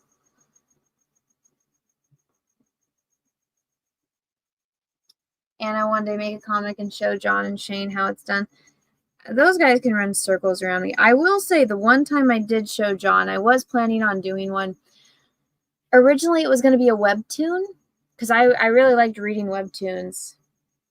I really liked that Lore Olympus, and it was really good. And I was reading it, and it inspired me to do my own. So I have it laid out like a webtoon, and then I was trying to change it to comics, and I was drawing everything on my iPad, and I had this whole story like planned out. But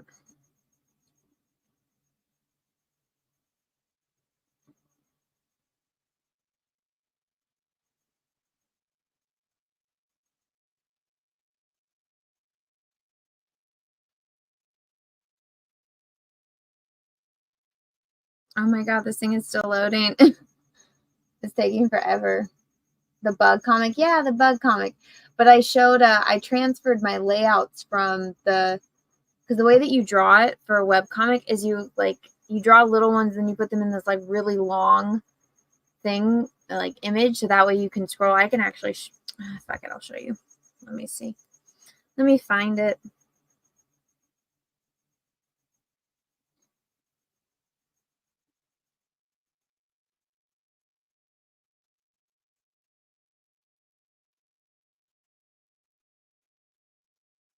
I go through all my albums. I got so many albums.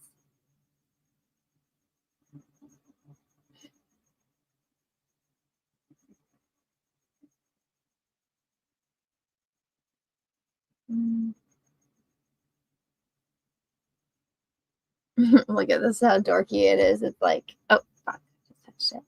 But so you get this like one image and it's super long, and then you zoom in.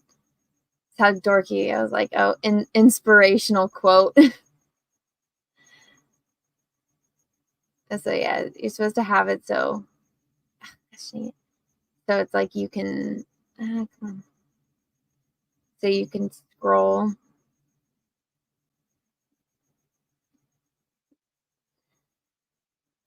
Like forest. It's gonna be like that.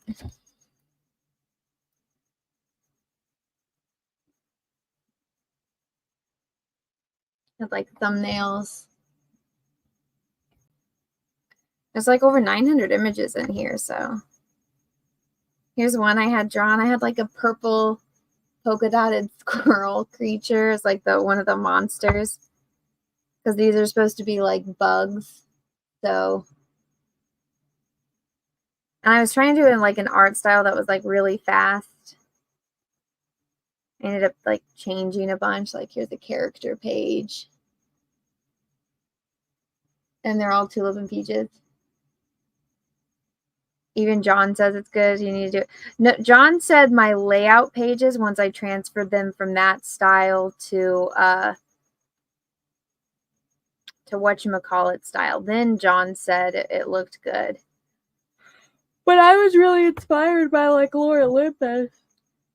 This was like the first character I designed. Very girly, very simple. But if I were to do it, I think I'd do it differently. I already like the story has completely changed from what it was here to what I would actually. Oh, here we go. You guys want to see? This is like the first page, like the title page. Then it's like the, I guess,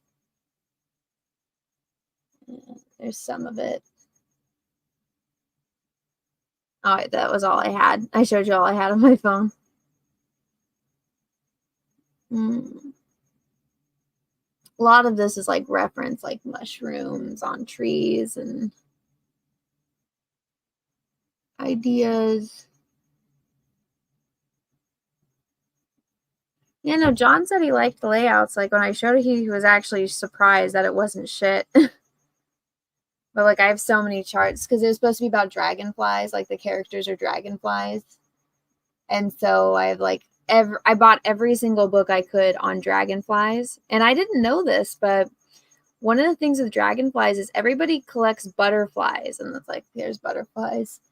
But everybody collects butterflies, not dragonflies, because when dragons die or dragonflies die, they turn to brown. So they lose all of their color. So you can't tell what type of dragonfly the dragonfly was after they died. So that's why you never see like people with like the dead bugs. You never see collections of dragonflies because they all look exactly the same when they die. I didn't know that. I thought that was interesting. And also dragonflies, I didn't know this. They're in the water and they got like nymph. They're called the nymph phase. And so they lay their eggs in the water and then they're like little nymphs for the first half of their life. And then they come out and they molt and then they get their wings and become dragonflies. I did not know that. I learned a lot of things about dragonflies. But yeah, I mean, I still have this story. I still know kind of how I want it to go. It has changed a lot, especially like the main characters changed a lot. Like I even went to like butterfly, like the butterfly sections in zoos, and I got so many like reference photos of like butterflies. And again, they don't really have dragonflies. You got to go find those in the wild. All the stuff that they eat.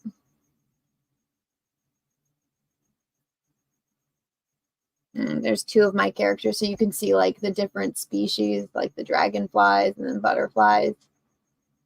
Let's see. Did you see the Lore Olympus statue? I did see it. I'm not buying it. I'm just gonna buy all the books. I don't need like the statues and stuff. I haven't read the last chapter though. It's supposed to be done now.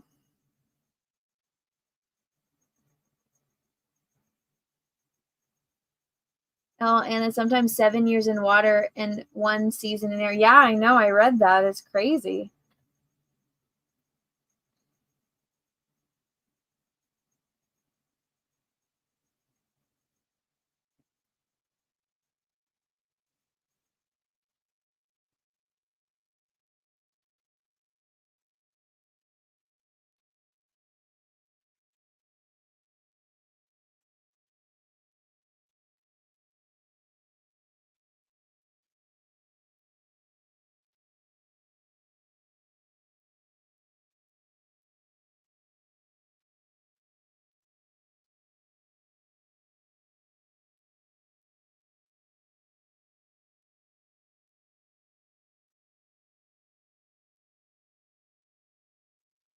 But yeah, I learned a lot about dragonflies.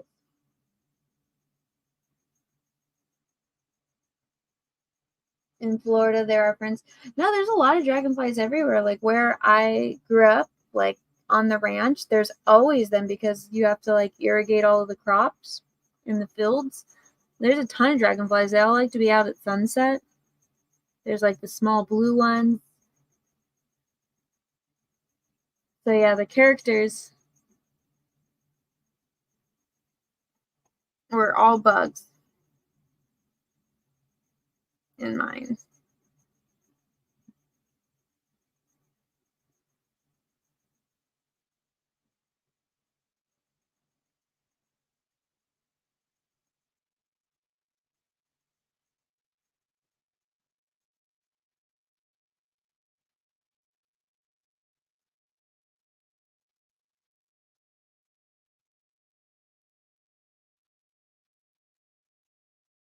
Maybe I'll do it, but I don't know. Honestly, like after seeing all the shit that people get for their stories, it's like everyone is like, I don't know. They're all just so negative Nancy's. It makes me not want to do anything.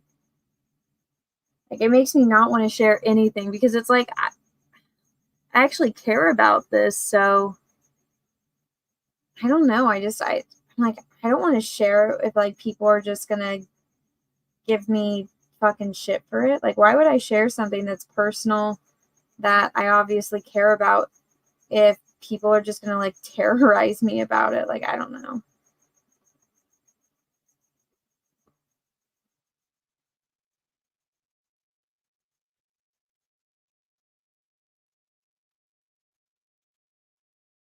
That makes sense. It's like just watching like how people do that to like all of my friends. I just like it's not I don't think it's worth the money, to be honest with you guys.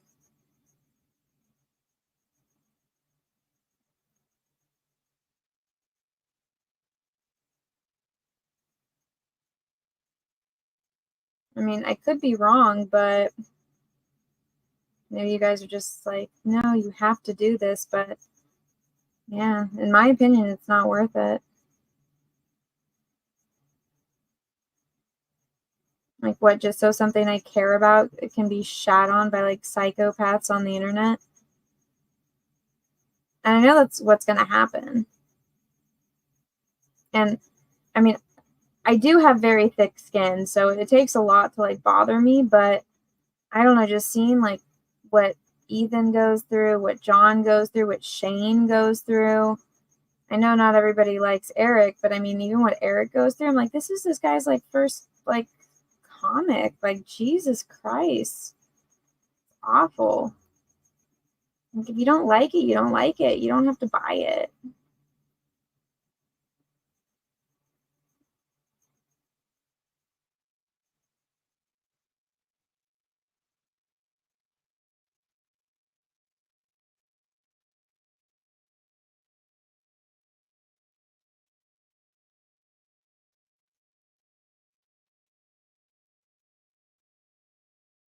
No, no, am I crazy? I'm saying do it. Stop being a pussy about it. Well, also, it has to do a lot with time as well. I don't have very much time. I think that's like the big one. To be honest, that is actually the number one reason I don't have time. I don't have time. And then also, it's like I've gotten to this point where it's like, I'm glad that I didn't do it initially because there's stuff that I have like either researched more and found out more like about like the bugs themselves. But like I'd like there's story change. Like there's one character that I had like a very it's evolved because I still work on it. Obviously, I still think about it. I have like so many notes on like Google Docs and then on my phone about it. But there's one character, which is the main character, that's extremely different. Like there is like a physical trait about her, which the way it's gonna sound weird. So I'll like watch something or read something and it's like a trope and I hate it. For example, with this story, I hate The Great Gatsby because The Great Gatsby is about Gatsby, but it's told from a different person's point of view. So it's like you're watching the story about these characters from a person that's not the main character. And I hate that in the stupid book. But so I'm like, when I see something, I'm like, oh, like, I hate that. Let me do it differently. Like, let me try to make it work. And so the character that this story is like our point of view from, she is like the main character in a sense, because like the story is like obviously through her and like her journey, but the main character is a different character. And maybe I have evolved it so much that he's not the main character anymore, but I don't know. It's like, so I should, my favorite character that I intended, like the story, this is the main character. And I also took the trope like from Alien, right? Like you don't realize that Ripley is the main character until over halfway through the movie because she's the last one alive, right? So with this, it's like the character that we're looking through that character's eyes. It's a girl, okay? She's like a kid, and it's going to be about like she's an adult telling this story, but it starts off when she's a kid. And so she's narrating it, and then like we're going back and like watching, because she's telling you, she's got to tell you back from this point all the way up until the present, because that's the story. That's how I'm telling it. But there's something like physically different about her that I had originally a certain way. And it has to do with her height. Like I had her like, at first I wanted her to be like short, like really short and like small. And then I changed it. I'm like, oh, no. I wanted to actually be the opposite, where she's like a giant. So that's a physical trait about her that dramatically changes the story. And at first it was going to be like, oh, she's so small. And now it's the exact opposite. It's like she can't be hiding because she's like tall. Like she can't like hide in a crowd, because instead of like being, let's say, like if you saw a woman that was 8 feet tall walking down the street, that would be, you would look, right? Like you get that's not somebody that can blend in the crowd, right? So that's a main story point about the main character. And I originally had her like short because, she's a kid and she's growing. And so like that was part of the story. And like her height as an adult, I hadn't decided yet, but because she was a kid. And so I changed that. I was looking at different types of dragonflies and different types of bugs and like species and stuff. And then I was like, oh, okay, like different sizing and whatnot. And I was like, that would actually be a cool story point. So, and that, because I made that decision, that changed a lot of the stuff that I thought about, that I was doing. And that changed like major things in the stories. And it actually fixed some of the plot stuff that I was stuck on. Yes, love your brain. Yes, you're crazy. Work on it slowly. Well, this is something that I've been I mean, I've worked on this for over 10 years now, because I started working on it when I was actually, no, I guess it hasn't been 10 years. There's another story that I was doing, and it's like a sci-fi thing. And so that one I've been working on for, I think, 12 years now, actually. But so that one, it was between doing that one and this bugs one. But the bugs one I worked on, like, I guess, like I have more, like the story is completely thought out and done for the sci-fi one. And it's like sci-fi, like with monsters kind of thing. But it's like more of a survival type story. And then the bug one, I drew a lot for that and like was doing layouts and stuff for that. The story isn't done, but I guess there's like technically more art done for it. That's not just like basic viz dev design stuff, because I wanted to make this into a webtoon. So it's like, I know how the story begins. I know key events that I want to happen. And I vaguely know the ending. The ending can go like a few different ways depending on how I'm feeling and, when I get there.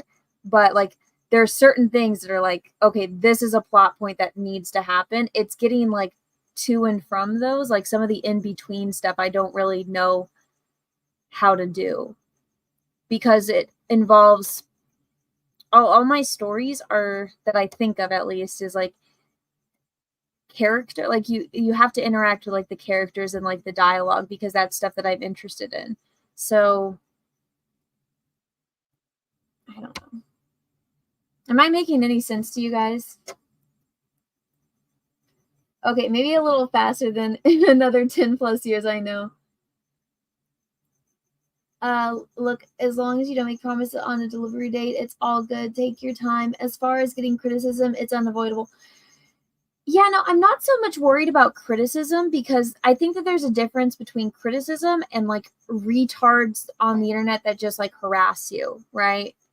Like, so in my experience, like with the eye project, for example, I have, like, aside from like you guys in the chat that tell me like, oh, Anna, that looks a little bit off, like that's criticism.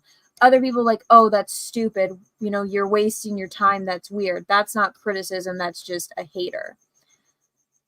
I guess like my thing with it is, it's like, I just, like with my Vampirella cover, for example, I explained, this is an art style that my sister liked. This is in, like, this is, I'm drawing this for my sister. I'm not doing it in a style that I like. I'm doing it in a style my sister likes. This is for my sister. The only criticisms I saw on like the art, like some dude that doesn't know what contrapposto is was like, oh, the shoulders and the arms. I'm like, you just broke this character. I'm like, I did the pose. Like, it's a very common pose. I did it myself. That some dude like did a draw over of it. I'm like, you just broke it. Like, that's not how the anatomy works. But anyways, and then people were criticizing the oh, it's bisexual lighting. I'm like, okay, one, my sister was bisexual.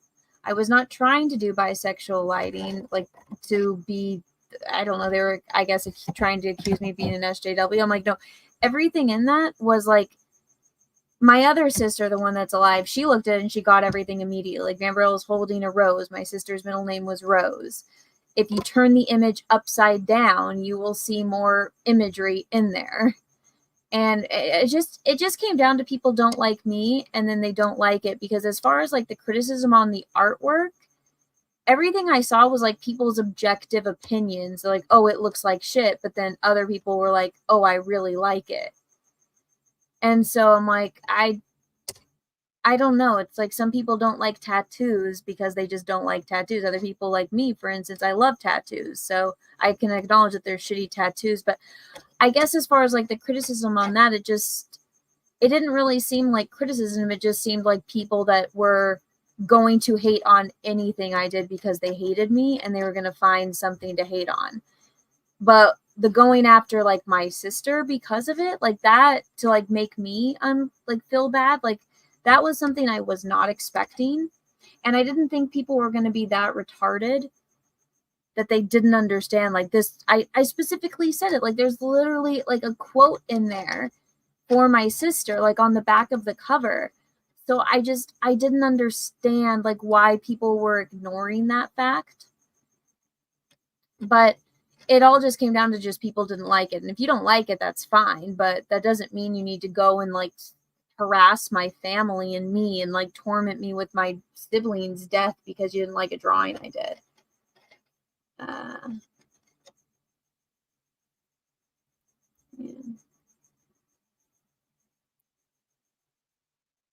It's almost 3 a.m. Is this re-upload? No, I'm actually live right now. Hello. I just finished this, that's why. But yeah, like, I mean, can you guys like think of any of like actual criticism that was there for that cover? Because I really can't. I like, all I can think of is like people that just didn't like certain aspects of it. Like they didn't like the design, which is fine. They didn't like the style. That's fine. I don't particularly like that style either.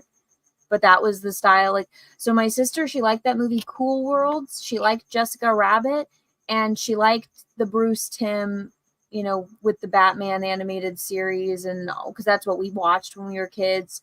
Her and my other sister, like, I remember they watched like the Batman Begins. I watched it too, but I feel like that's what they kind of saw first before the other stuff. So they kind of liked it a little bit more than I did.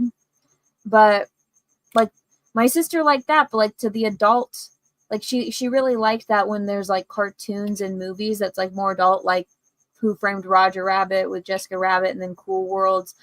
I didn't particularly care for those as much as she did, but that was her thing. And so whenever, and my sister had a lot of tattoos, and so my sister, whenever she would ask me, she would always ask me to draw her tattoos and to draw her mermaids, and I'm like, I never would do it because I didn't want to have to see my artwork on her body for the rest of our lives, because I don't, I was like, oh, I'm going to be getting better, so I don't want to look at like a drawing that I did when I was 19 and then see it when I'm 40 and be like, oh, I draw so much better now, I'm so mad my sister has that shitty drawing I did back when I was 19 on her body, right? But stop, get out of your head with it. Just do the fucking comic or else. Oh my gosh. Maybe I will. The only reason they attacked it is because you raised so much on just a cover. Yeah, maybe that too. But I mean, there was like people that weren't in CG or like CG adjacent that, still cried about it. That's a good argument against tattoos. Well, I just didn't want to draw the tattoo, like quotes and stuff. Like, what your art style for like handwriting isn't going to change, but yeah, I mean, I did it for her, and that was the whole thing. But yeah, so as far as actual criticism, I can't really think of any for it. Like, can you guys think of like actual like criticism on the artwork aside from like, because if you just say, oh, I don't like it, then that's fine. But I don't know. I honestly can't think of anything like with it.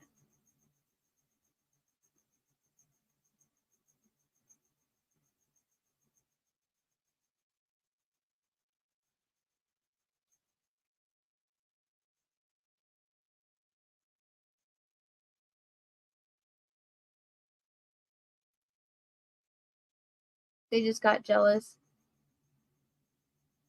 Mm-hmm.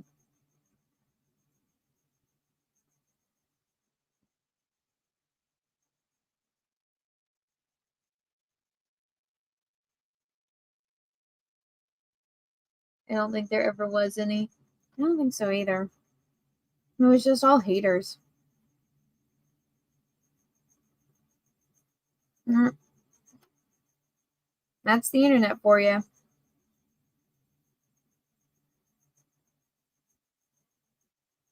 Like, this is the last time.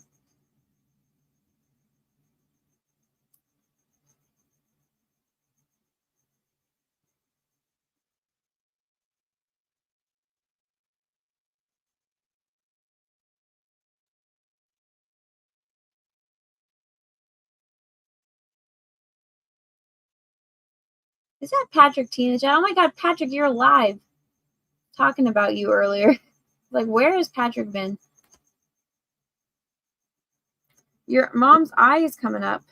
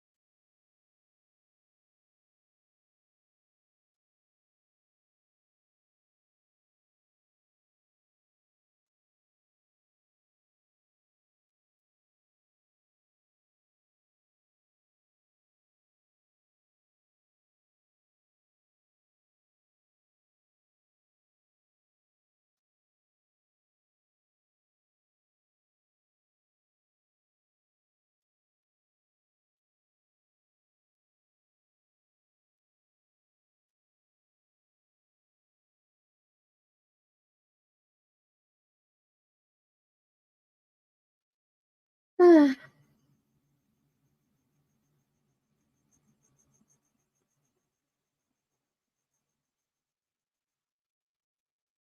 Mignola. It's just an alternative cover done by guest artists. The kind of thing happens all the time.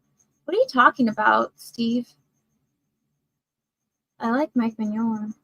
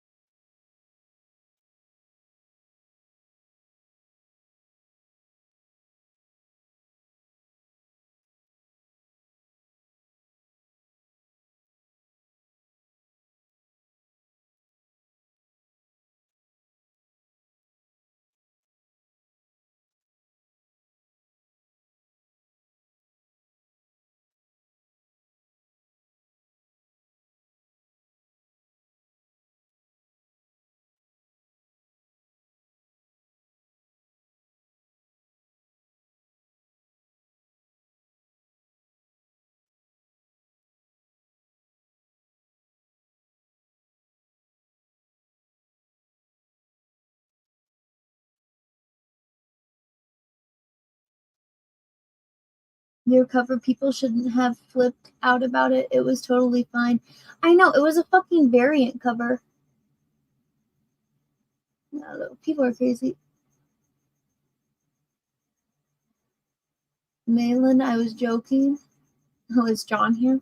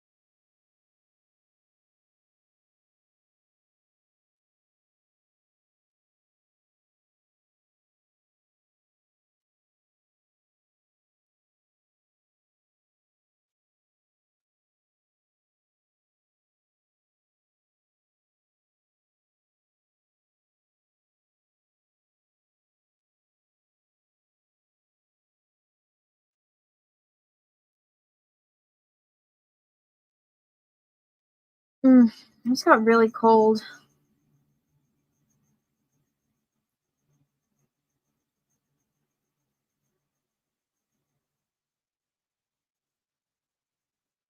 It's almost 3 in the morning. I'm not tired at all. Do you guys want a sneak peek? I'm going to be live streaming all day tomorrow. Let me show you. Let me zoom out. I can show you guys what I'm going to be working on tomorrow.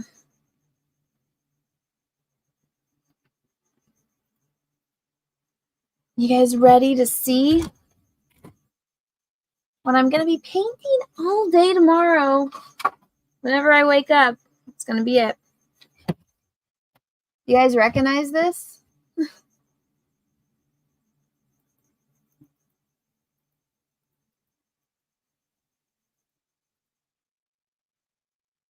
Wow, all day, 24-hour stream.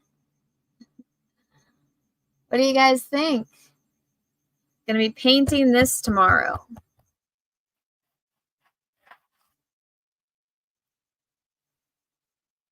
Just taking mine. It is flipped because my camera is flipped. So this image is flip it.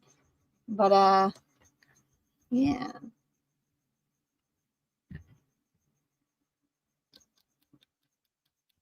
Gay. Needs to be fatter. I had to go off of what was in the book, guys. I would make him fatter, but yeah. I'm gonna be painting this all day tomorrow in you know, this style. Remember when I painted her?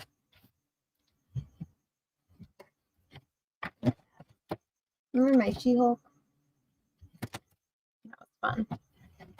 Yeah. You guys get to watch me paint this tomorrow, if you guys care to, if you're around.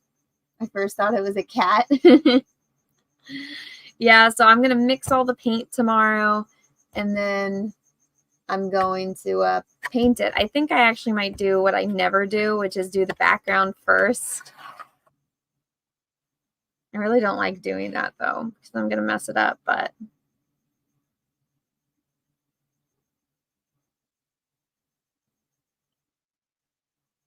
yeah, I might just paint the background first.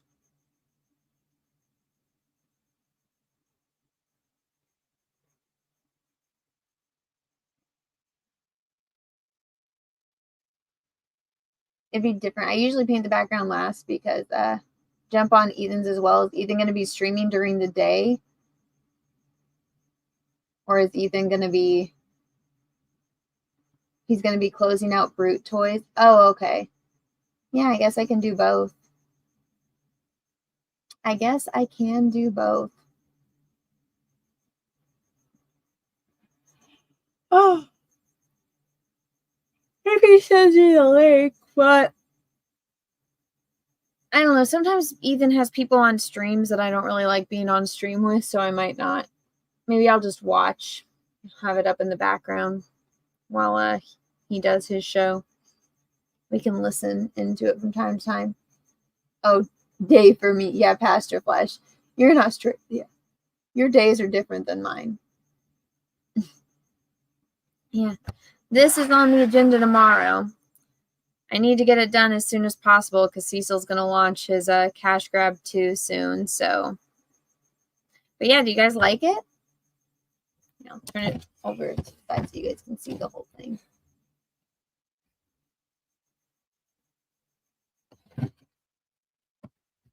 Like who names? No, it's not that I don't like the people. I just, and I don't mean this in a bad way.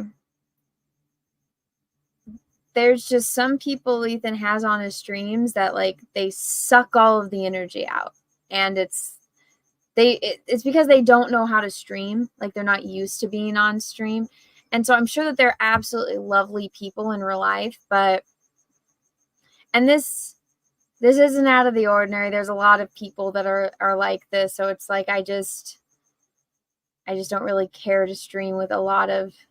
Not a lot, but like there's certain people that I'm like, I don't want to be rude, but it's like I'm so sarcastic that I don't want to offend someone that's like a nice person, but they don't pick up the fact that this is a show and you have to be, if you're going to talk, you have to be entertaining, which I mean, I'm not the best at it either, but like there was a stream the other day actually, it was like, maybe it was like a month ago now I was on, and I like sent a DM to the guys, and I was like, I don't care what any of you are doing, just please come on, because there's this person that like is just steamrolling everyone in the conversation, and they're sucking the soul out of this stream, and it's a closeout stream, and this person just did not understand just how bad they were at streaming. But so, yeah.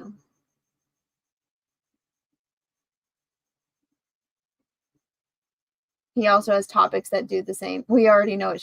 Shane is actually surprisingly really entertaining on streams. Shane is hilarious.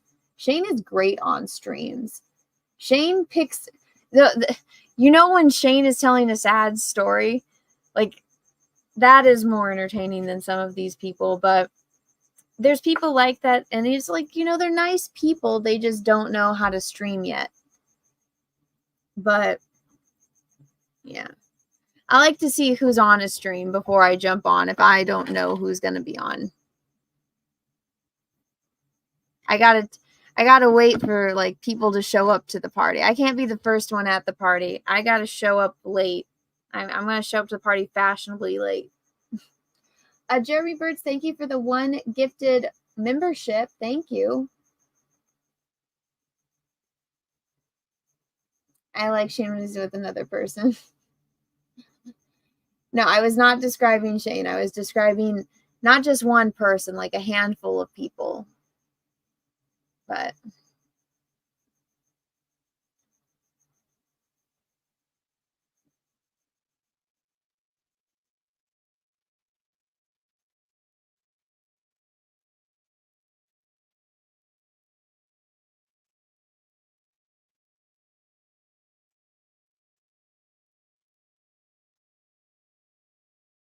yeah.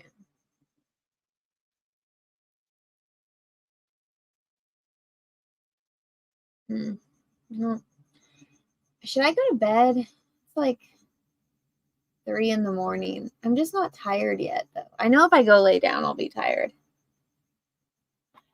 Oh, God. Okay, I should probably go to bed. Well, thanks everyone for hanging out. I will be live. I have a video coming out on my channel at 8 in the morning, my time. It's about the Acolyte cancellation. I do some reading in it. I do some shrieking. I hope you guys will all watch it and share it and like it and leave a comment, all of that fun stuff, because my channel's finally growing again. I'm so happy. I'm so fucking happy. Oh my God, it's so nice to get out of that fucking rut with YouTube. YouTube hates me. So, video will be up tomorrow morning. I'm really excited. And, you know,